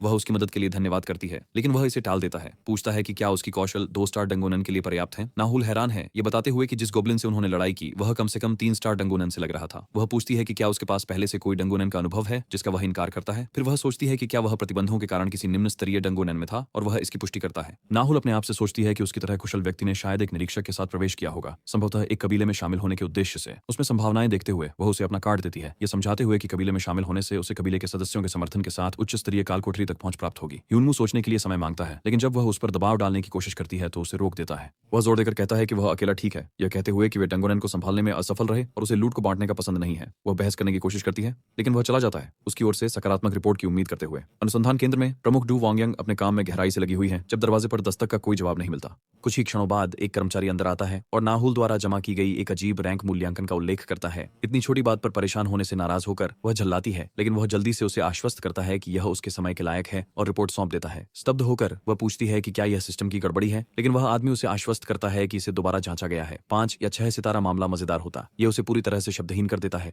कांगनाम एबिलिटी सेंटर से एक और अजीब रिपोर्ट के साथ एक और कर्मचारी तेजी से अंदर आता है। पिछले वाले की तरह यह कांग ह्यूनमू के बारे में है। उसका 3 बार परीक्षण किया गया और हर परिणाम चार्ट से बाहर था। एक तीसरा कर्मचारी दौड़ता हुआ आता है, कहता है कि ग्रेट अननोन ने आधिकारिक परिणामों की घोषणा से पहले ह्यूनमू की जानकारी के लिए 1 मिलियन की पेशकश की। प्रमुख हंसते हुए कहते हैं, इसे नजरअंदाज करो। एक एस रैंक शिकारी जिसकी 7-8 स्टार क्षमता है, वह इससे कहीं अधिक मूल्यवान है। वह सभी को आदेश देती है कि रिपोर्ट को गुप्त रखें और तब तक जारी करने में देरी करें जब तक वे ह्यूनमू को नहीं ढूंढ लेते। उसे जवाब चाहिए। इस बीच ह्यूनमू बाथरूम के फर्श पर लेटा है, ह्यूमन की मदद से एक और परीक्षण करने की तैयारी कर रहा है। क्षमता उपयोगकर्ताओं को उनके स्तरों से अलग एक स्टार आधारित प्रणाली द्वारा रैंक किया जाता है। प्रत्येक रैंक की एक स्तर सीमा होती है जिसे वे पार नहीं कर सकते। 4 स्टार के लिए 50 स्तर, 3 स्टार के लिए 40 और प्रत्येक स्टार के नीचे 10 स्तर कम होते हैं, जबकि सामान्य लोग मना के संपर्क में आने से 0 से 1 स्टार तक जाग सकते हैं। कोई भी जो पहले से जाग चुका है कभी अपनी रैंक बढ़ाने में सफल नहीं हुआ है। अपने अधिकतम स्तर 20 तक पहुंचने के बाद ह्यूनमू सोचने लगा कि क्या किसी तरह से अपनी रैंक बढ़ाना संभव है। यह पता लगाने के लिए उसने यूमिन की मदद ली, जो एक लैब सहायक और हाल ही में स्नातक है जो मना और क्षमता जागरण पर शोध कर रही है। यूमिन ने विस्तृत परीक्षण करने के लिए उसका खून निकाला, क्योंकि एबिलिटी यूजर ब्यूरो बजट सीमाओं के कारण केवल अस्थायी परीक्षण प्रदान करता है। उन्हें उम्मीद थी कि खून विषैला होगा और ट्यूबों को फोड़ देगा, लेकिन कुछ नहीं होता, जिससे वे उलझन में रह जाते हैं और सोचते हैं कि उसका जहर केवल कुछ विशेष परिस्थितियों में ही सक्रिय होता होगा। बाद में वह उसे एक दस्तावेज देती है जिसमें लिखा होता है कि उच्च घनत्व वाले मना के लंबे समय तक संपर्क में रहने से रैंक बढ़ सकता है। कोई और विकल्प न होने पर ह्यूनमू समझता है कि उसे इसे नर्क में खोजने की आवश्यकता है। एक चमकती हुई सूचना देखकर जिसमें अगले मिशन तक 9 दिन बचे होने का संकेत होता है, वह समझता है कि समय केवल तभी गुजरता है जब वह नर्क में होता है। दृढ़ निश्चय के साथ वह वहां जितना संभव हो उतना समय बिताने का निर्णय लेता है। नरक में ह्यूनमू अपने समय का अधिकतम उपयोग करने पर ध्यान केंद्रित करता है और सामग्री को मिलाकर एक पौराणिक वस्तु, खून से बहती हुई एक छोटी तलवार, सफलतापूर्वक बनाता है। जैसे ही वह समाप्त करता है, भूखा तारा योगोलेमे उसे देखना शुरू करता है। ह्यूनमू वस्तुओं से प्रभावित होकर रेनियन को एक क्रिस्टल पत्थर दिखाता है, जो उसे बताती है कि यह क्रिस्टल मॉस को परिष्कृत करके प्राप्त किया जाता है और दुर्लभ सामग्रियों के साथ मिलाने पर यह प्रसिद्ध वस्तुएं बनाने के लिए जाना जाता है। रेनियन और कुर्सेन बातचीत कर रहे हैं जब हमारा आदमी लालच में गोबलिन के दुर्लभ गियर का आधा हिस्सा मांगता है और बाद में इनाम देने का वादा करता है, जबकि तारा उसे देख रहा होता है। गोबलिन के गियर और क्रिस्टल स्टोन के साथ वह एक और पौराणिक वस्तु बनाता है, आचित का हाथ, एक बाएं हाथ का दस्ताना जो कम फुर्ती लेकिन मध्यम रक्षा दोनों शारीरिक और जादुई प्रदान करता है। पहले बनाई गई छोटी तलवार जो खून से बह रही है, उसमें मध्यम पैठ, कम शारीरिक क्षति और मध्यम जादुई क्षति है। 9 दिनों तक ह्यूनमू ने अपने नए गियर के साथ प्रशिक्षण किया, एकल दस्ताने की आदत डालते हुए और अपनी कौशल को निखारते हुए उसने एक मजबूत आश्रय बनाया और तीव्र उसके शरीर के एसिड में पिघलने का दर्द जिसने उसके खून को एक अम्लीय गुण दिया। कुर्स्टिन की मदद से उसने नर्क के क्षेत्रों का पता लगाया, जबकि भूखा तारा योगुलिम उस पर नजर रखे हुए था। अंत में उसका नया मिशन पिरामिड के निचले हिस्से में सक्रिय होता है, जिसमें उसे 24 घंटे तक जीवित रहना होता है, जबकि उसे मारने की कोशिश करने वाले उसका पीछा करते हैं। हर बार जब वह मरता है तो मिशन का टाइमर रीसेट हो जाएगा। तारा उसे एक चुनौती देता है, मिशन की कठिनाई बढ़ाते हुए लेकिन दुगने इनाम का वादा करते हुए। मजबूत बनने और स्तर बढ़ाने के लिए उत्सुक ह्यूनमू सोचता है कि यह चुनौती सही अवसर है और इसे स्वीकार कर लेता है। जैसे ही खोज शुरू होती है, सभी सितारे उस पर ध्यान केंद्रित करते हैं और इससे पहले कि ह्यूनमू स्थिति को समझ सके, योगुलाइम का परिवार अगले 48 घंटों के लिए उसका शिकार करना शुरू कर देता है। उसी समय उसे अचानक एक श्राप मिलता है, स्वादिष्ट। ह्यूनमू श्राप को समझने की कोशिश करता है। रेनियन और कुर्स्टिन को उस पर नजरें गड़ाए हुए लार टपकाते हुए देखता है। वह उन्हें दूर रहने की चेतावनी देता है, लेकिन रेनियन समझाता है कि श्राप उसे योगुलाइम के भोज हॉल में मसाले की तरह अजेय बना देता है। वह पूछता है कि क्या उसे श्राप के बारे में कुछ पता है, और वह बताती है कि जो भी इससे प्रभावित होता है वह स्वाद और गंध का आदी हो जाता है, लेकिन वे कभी भी सही स्वाद नहीं पा सकते। शुक्र है रेनियन, जो एक परी है और जिसका अंत निश्चित है, इस श्राप से प्रतिरक्षित है। वह आगे बताती है कि योगुलिमी की दुनिया एक जीवित रहने की दुनिया है, जहां जीव या तो खाते हैं या खा लिए जाते हैं। उसके पीछे कुर्स्टिन खड़ा है और लार टपका रहा है। ह्यूनमू गुस्से में घूमता है और उसके चेहरे पर मुक्का मारने के बाद उसे अपने चेहरे से लार पोंछने के लिए कहता है। जैसे ही वह जीवित रहने का तरीका सोचने की कोशिश करता है, ह्यूनमू को एहसास होता है कि जैसे ही कोई जीव उसे महसूस करेगा, वह उस पर हमला करेगा।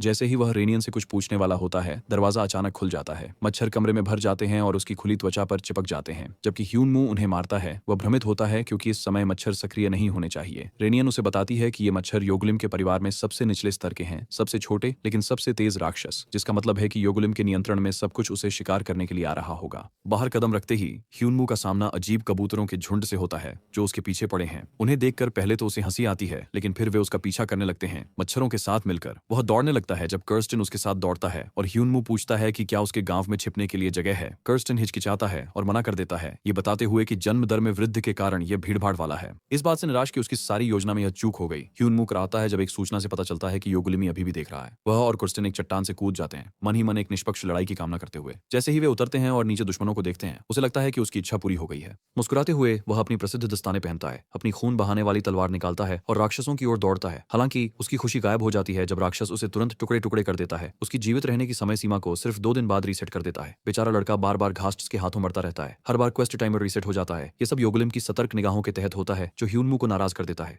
कोई विकल्प न होने पर वह जीवित रहने के लिए बचे हुए 47 घंटे एक खतरनाक छुपन छुपाई का खेल खेलता है। इस बिंदु पर वह मजाक करता है कि वे उसे पकाने या भाप में पकाने की कोशिश कर सकते हैं ताकि यह आसान हो जाए। वह सोचता है कि इस दौरान कुरस्टिन कहाँ गायब हो जाता है। हालांकि अगर वह आसपास होता तो शायद वह सिर्फ रास्ते में आता। जैसे ही उसका दिमाग एक योजना के लिए संघर्ष करता है, अचानक उसके सिर में एक आवाज बोलती है, उसे अगले गली में दाईं ओर मुड़ने के लिए कहती है। वह हिचकिचाता है, ये सोचकर कि यह सिर्फ उसके विचार हैं, लेकिन फिर वह आवाज का अनुसरण करने का निर्णय लेता है। ह्यूनमू सोचता है कि क्या वह कई बार मरने के बाद आखिरकार पागल हो गया है। आवाज उसकी शंका को महसूस करते हुए जोर देती है कि यह वैसा नहीं है जैसा वह सोच रहा है। कोई बेहतर विकल्प न होने पर वह उसकी बात मानता है, आधा विश्वास करते हुए कि वह किसी भूत द्वारा परेशान किया जा रहा है, केवल यह सुनने के लिए कि आवाज दृढ़ता से भूत होने से इनकार करती है। ह्यूनमू दाईं ओर मुड़ता है और सफलतापूर्वक बच निकलता है जब भूत दीवार से टकराते हैं। उसकी राहत तब खत्म हो जाती है जब एक विशाल मकड़ी जमीन से निकलकर उसके ऊपर आ जाती है। आवाज अचानक उसे झुकने के लिए कहती है। जैसे ही मकड़ी एक जाल छोड़ती है जो उसका पीछा कर रहे राक्षसों को फंसा लेता है। विशाल जीव स्तर 87 की एक विधवा मकड़ी ह्यूनमू को आश्चर्यचकित कर देती है। आवाज उसे आश्वस्त करती है कि वह सुरक्षित है, कम से कम तब तक जब तक योगुलिम निराश नहीं हो जाता। हालांकि ह्यूनमू इस बात पर अधिक ध्यान केंद्रित कर रहा है कि उससे बात कौन कर रहा है।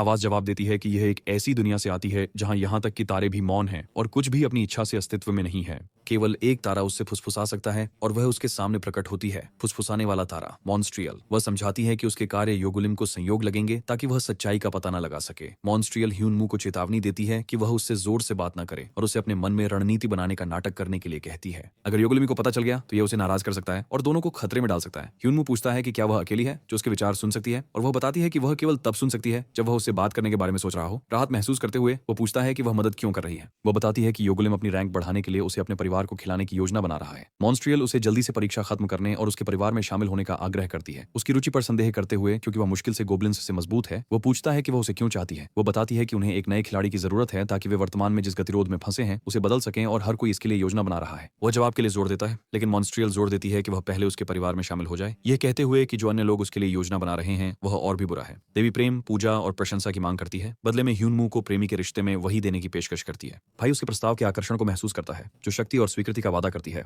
सोचता है कि अगर वह उसे स्वीकार कर ले तो यह उसे अकेले नर्क में जीवित रहने में मदद कर सकता है। जैसे ही गॉल टूटता हुआ तारा उसे देखना शुरू करता है, ह्यूनमू उस सम्मोहन से बाहर आ जाता है और उसके प्रस्ताव को यह कहते हुए ठुकरा देता है कि उसकी पहले से ही एक गर्लफ्रेंड है। हमारा आदमी आकाश में चुपचाप चमकते पिस्ते की ओर देखता है सितारा और सोचता है कि उसने मॉन्स्ट्रियल को नाराज कर दिया होगा, लेकिन वह उसे बताती है कि एक हीरो के लिए सिर्फ एक गर्लफ्रेंड होना बेकार होगा। शुरू में उसने सोचा कि योगालिम द्वारा कुछ बार खाए जाने के बाद वह समझ जाएगा, लेकिन इसके बजाय वह उसे एक रास्ता देने का फैसला करती है, उसके खिलौने को खत्म करके, क्योंकि उसने उसके द्वारा प्रस्तावित आसान रास्ते को ठुकरा दिया। मगड़ियां ह्यूनमू के दस्ताने वाले हाथ पर चढ़ जाती हैं जब मॉन्स्ट्रियल उन्हें उसे कोकून में लपेटने का आदेश देती है। इस बीच कर्सन और रेनियन जाले के निशान का पीछा करते हैं। रेनियन उसे ह्यूनमू के कोकून तक ले जाती है और उसे इसे फाड़ने के लिए कहती है। अंदर ह्यूनमू स्थिर लेटा है और कर्सन उसे हवा में उठाकर उसके पेट में मुक्का मारता है ताकि वह जाग जाए। वह आंसू भरी आंखों से जागता है। कर्सन उन्हें चलने के लिए कहता है, लेकिन ह्यूनमू घुटनों के बल गिरकर उनसे रुकने के लिए कहता है। रेनियन उसके खून पीने का मौका पाकर कहता है कि यह उसे ठीक कर देगा, लेकिन ह्यूनमू गुस्से में मना कर देता है। वह उसे चढ़ाती है, लेकिन वह उस पर चिल्लाता है, उसे लगभग मरने के लिए दोषी ठहराता है, जिससे खोज फिर से शुरू होने का खतरा था।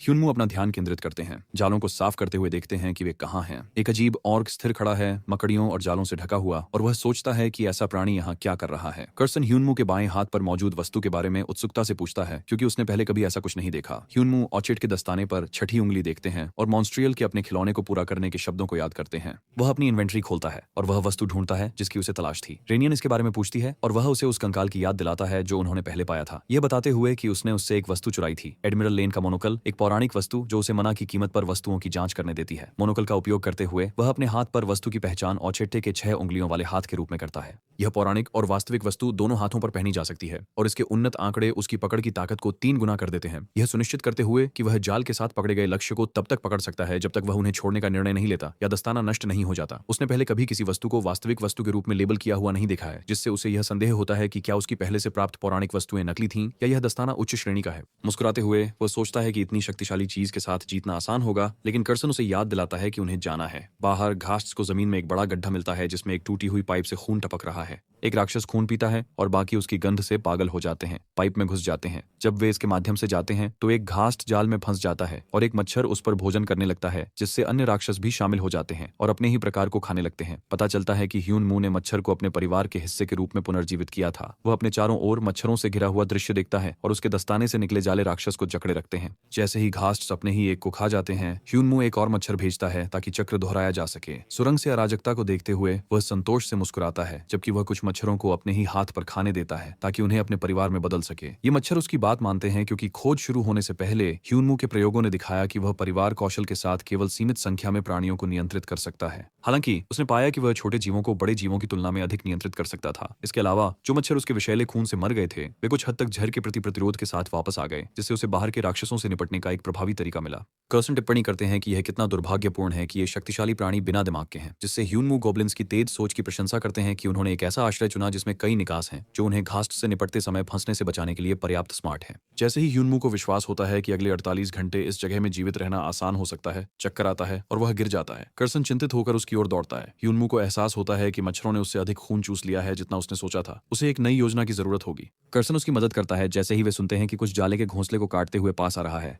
घास्ट से ज्यादा चालाक और खतरनाक उपस्थिति का आभास होते ही वह अपना हथियार बुलाता है। ह्यूनमू कर्सन से पीछे रहने के लिए कहता है।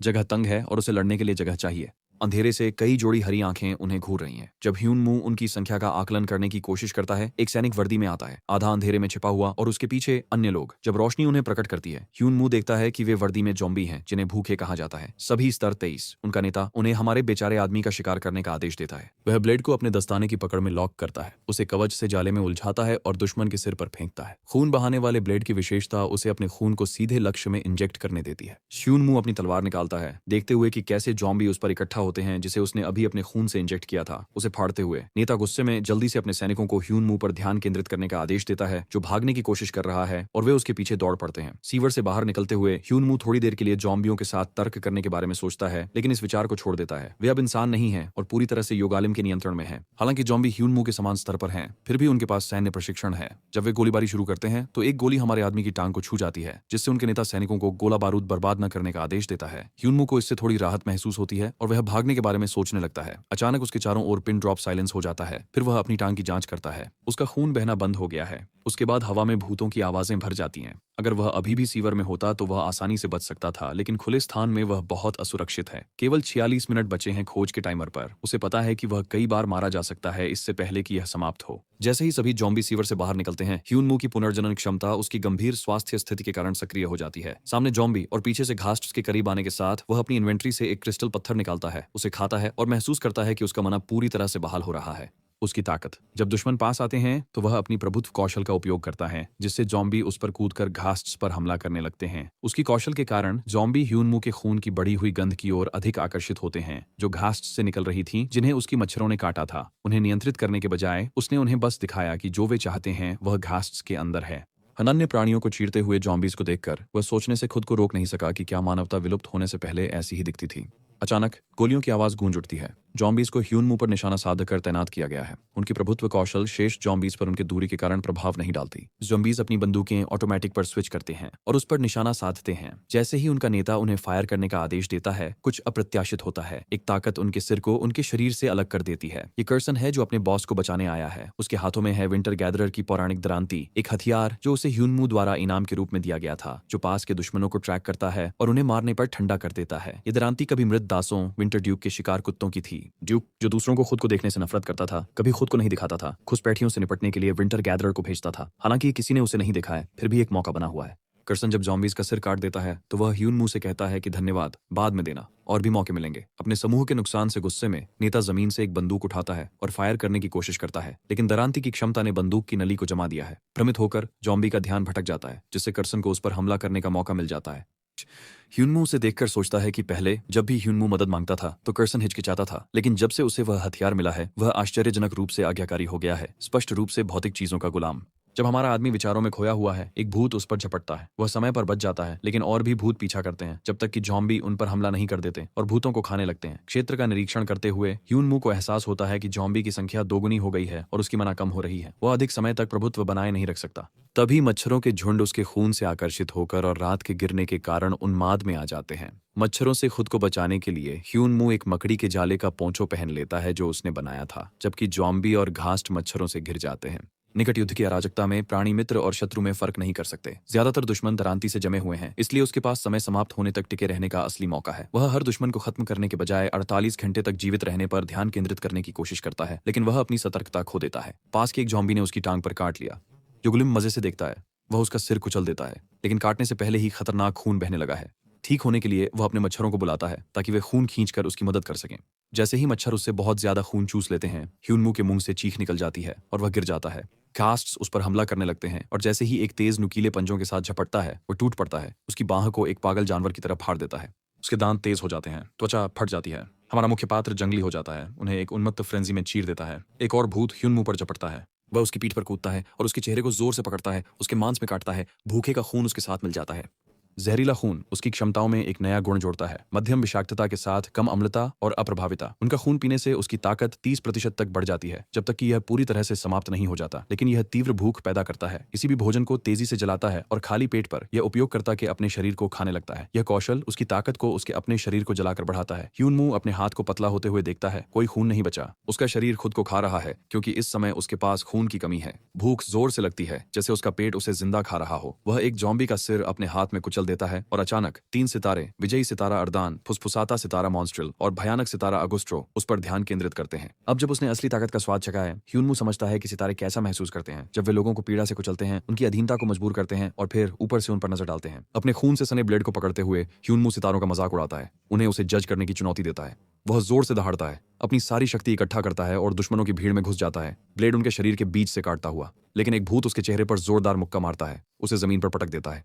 यह हमारे बेचारे आदमी पर झपटता है, उसके सिर को मिट्टी में दबा देता है और अपने पंजों से उसके सीने पर वार करता है। उसकी दृष्टि भूतों के दृश्य से भर जाती है। उनकी जीभें भूख से लटक रही हैं, जैसे वे उसके चारों ओर इकट्ठा हो रहे हों। ह्यूनमू भूतों से घिरा हुआ है जो उसे खाने लगते हैं। वह दर्द में चिल्लाता है क्योंकि उसके हाथ कांपना बंद कर देते हैं और भूख हावी हो जाती है। एक जंगली गर्जना के साथ वह उन दुश्मनों को काटता है जो उसे खा रहे थे, उन्हें चीर कर अलग कर देता है। वो उन्हें श्राप देता है, उनके शरीर के अंगों को फाड़ने का वादा करता है। अपने दांत दिखाते हुए और अपने दस्ताने वाले हाथ से उन्हें नोचते हुए वह उनकी खोपड़ियों को अपनी पकड़ में कुचल देता है और उनके अवशेषों को खा जाता है। जॉम्बी नेता, जो जमीन से उसे देख रहा है, डिनर के निमंत्रण को स्वीकार करने और अपने सैनिकों को साथ लाने पर पछताता है। राक्षसों को गिरते हुए देखकर वह भागने के बारे में सोचता है, लेकिन अपनी जिज्ञासा के आगे झुक जाता है। कैप्टन ह्यूनमू उसकी पहचान और कबीले के बारे में पूछता है, ये जानने की उम्मीद में कि क्या वह उसके दस्ते का हिस्सा है। ह्यूनमू चबाना बंद कर देता है और उस पर ध्यान केंद्रित करता है। जॉम्बी एक बंदूक पकड़ता है, लेकिन उसमें बोल्टर्स नहीं है, इसलिए वह पीछे हटने की कोशिश करता है और उसका हाथ एक कटे हुए घास्ट के हाथ पर पड़ता है। अपनी तेज नाखून का उपयोग करते हुए जॉम्बी ह्यूनमू पर वार करता है, उसे जमीन पर गिरा देता है। जैसे ही जॉम्बी फिर से हमला करने की तैयारी करता है, ह्यूनमू जॉम्बी का पूरा हाथ निगल लेता है और उसका चेहरा काट लेता है, उसे खाना जारी रखता है। अंत में टाइमर समाप्त हो जाता है और quest the bottom of the barrel समाप्त हो जाता है। ह्यूनमू को एक चांदी का बॉक्स मिलता है जो स्तर की कठिनाई के अंतर के कारण सोने में अपग्रेड हो जाता है। योगुलिम फिर सोने के बॉक्स को एक उपहार बॉक्स में बदल देता है, ये स्वीकार करते हुए कि ह्यूनमू ने चुनौती पूरी कर ली है। सिस्टम सूचित करता है कि उसकी रिटर्न स्टोन अगली क्वेस्ट तक 28 दिनों तक सक्रिय रहेगी और उसकी भूख की शाप निष्क्रिय हो जाती है।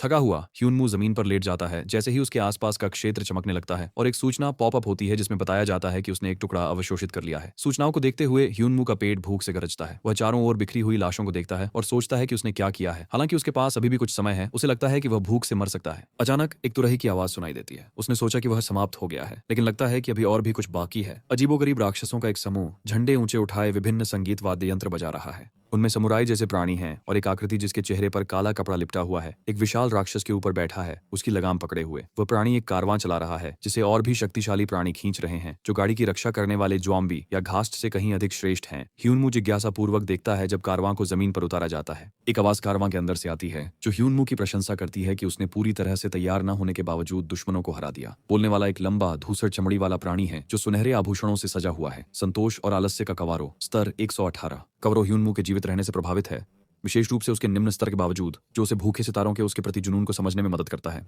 मनुष्य को विलुप्त मानते हुए वह पूछता है कि क्या कोई अन्य जीवित बचा है। जब ह्यूनमू चुप रहता है तो कवरो उसे एक लंबी नुकीली नाखून से चुभता है, खून निकालता है और अपनी उंगली चाटता है। वह जल्दी से निष्कर्ष निकालता है कि कोई अन्य जीवित नहीं है, जैसे कि यह व्यक्ति आसमान से गिरा हो। कावारो ने सोचा था कि अंतिम जीवित बचे जॉन और मारिया केलर के बाद सभी मनुष्य नष्ट हो गए थे। ह्यूनमू को इतना ताजा और जीवित देखकर वह उसे एक कीमती बच्चे के रूप में देखता है जिसे ठंड में नहीं छोड़ा जाना चाहिए। कुछ लाशों को इकट्ठा करके और उन्हें एक गेंद में लपेटकर वह इसे हमारे आदमी के घायल पैर पर दबाता है, जिससे वह पूरी तरह से ठीक हो जाता है और फिर से चलने में सक्षम हो जाता है। ह्यूनमू को गर्मजोशी से स्वागत देते हुए वह उसे सबसे अच्छे भोज में शामिल होने के लिए आमंत्रित करता है। हालांकि ह्यूनमू योगुलिम के जाल को भांपते हुए केवल एक भोजन के रूप में व्यवहार किए जाने से इनकार करता है। इस पर प्राणी जोर से हंस पड़ता है, सोचता है कि ह्यूनमू को गलत समझा गया है। भूख, वह कहता है, लालच का सबसे बुनियादी रूप है। योगुलिम की अनंत भूख सब कुछ निगल जाती है, शक्ति, प्रभाव, इच्छाएं और धन, जिससे उसे जब भी वह चाहे उन पर नियंत्रण मिल जाता है। कावारो अपने अतीत पर विचार करता है जब वह एक इंसान था। ह्यूनमू को बताता है कि वह एक बार खुद को बेकार महसूस करता था, नैतिकता और नियमों से बंधा हुआ, कुछ भी हासिल करने में असमर्थ। अपने प्रयासों के लिए इनाम न मिलने का गुस्सा अब भी बना हुआ है। वह ह्यूनमू को पढ़ता है, उसमें वही अधिकार महसूस करता है, ये महसूस करते हुए कि जबकि अधिकांश लोग स्वार्थी होते हैं, केवल कुछ ही वास्तव में लालच से ग्रस्त होते हैं। वह ह्यूनमू की जिज्ञासा को जगाने की कोशिश करता है, उसे यह कल्पना करने के लिए आमंत्रित करता है कि ऊंचाई पर चढ़कर वह क्या हासिल कर सकता है। वे सांपों की तरह बनने की योजना बनाते हैं, सब कुछ निगलने की, यहाँ तक कि पूरी दुनिया को भी। कावारो ह्यूनमू को योगुलिमी के परिवार में शामिल होने के लिए आमंत्रित करता है। फिर दृश्य ओमिन की ओर बदलता है जो गिर चुका है।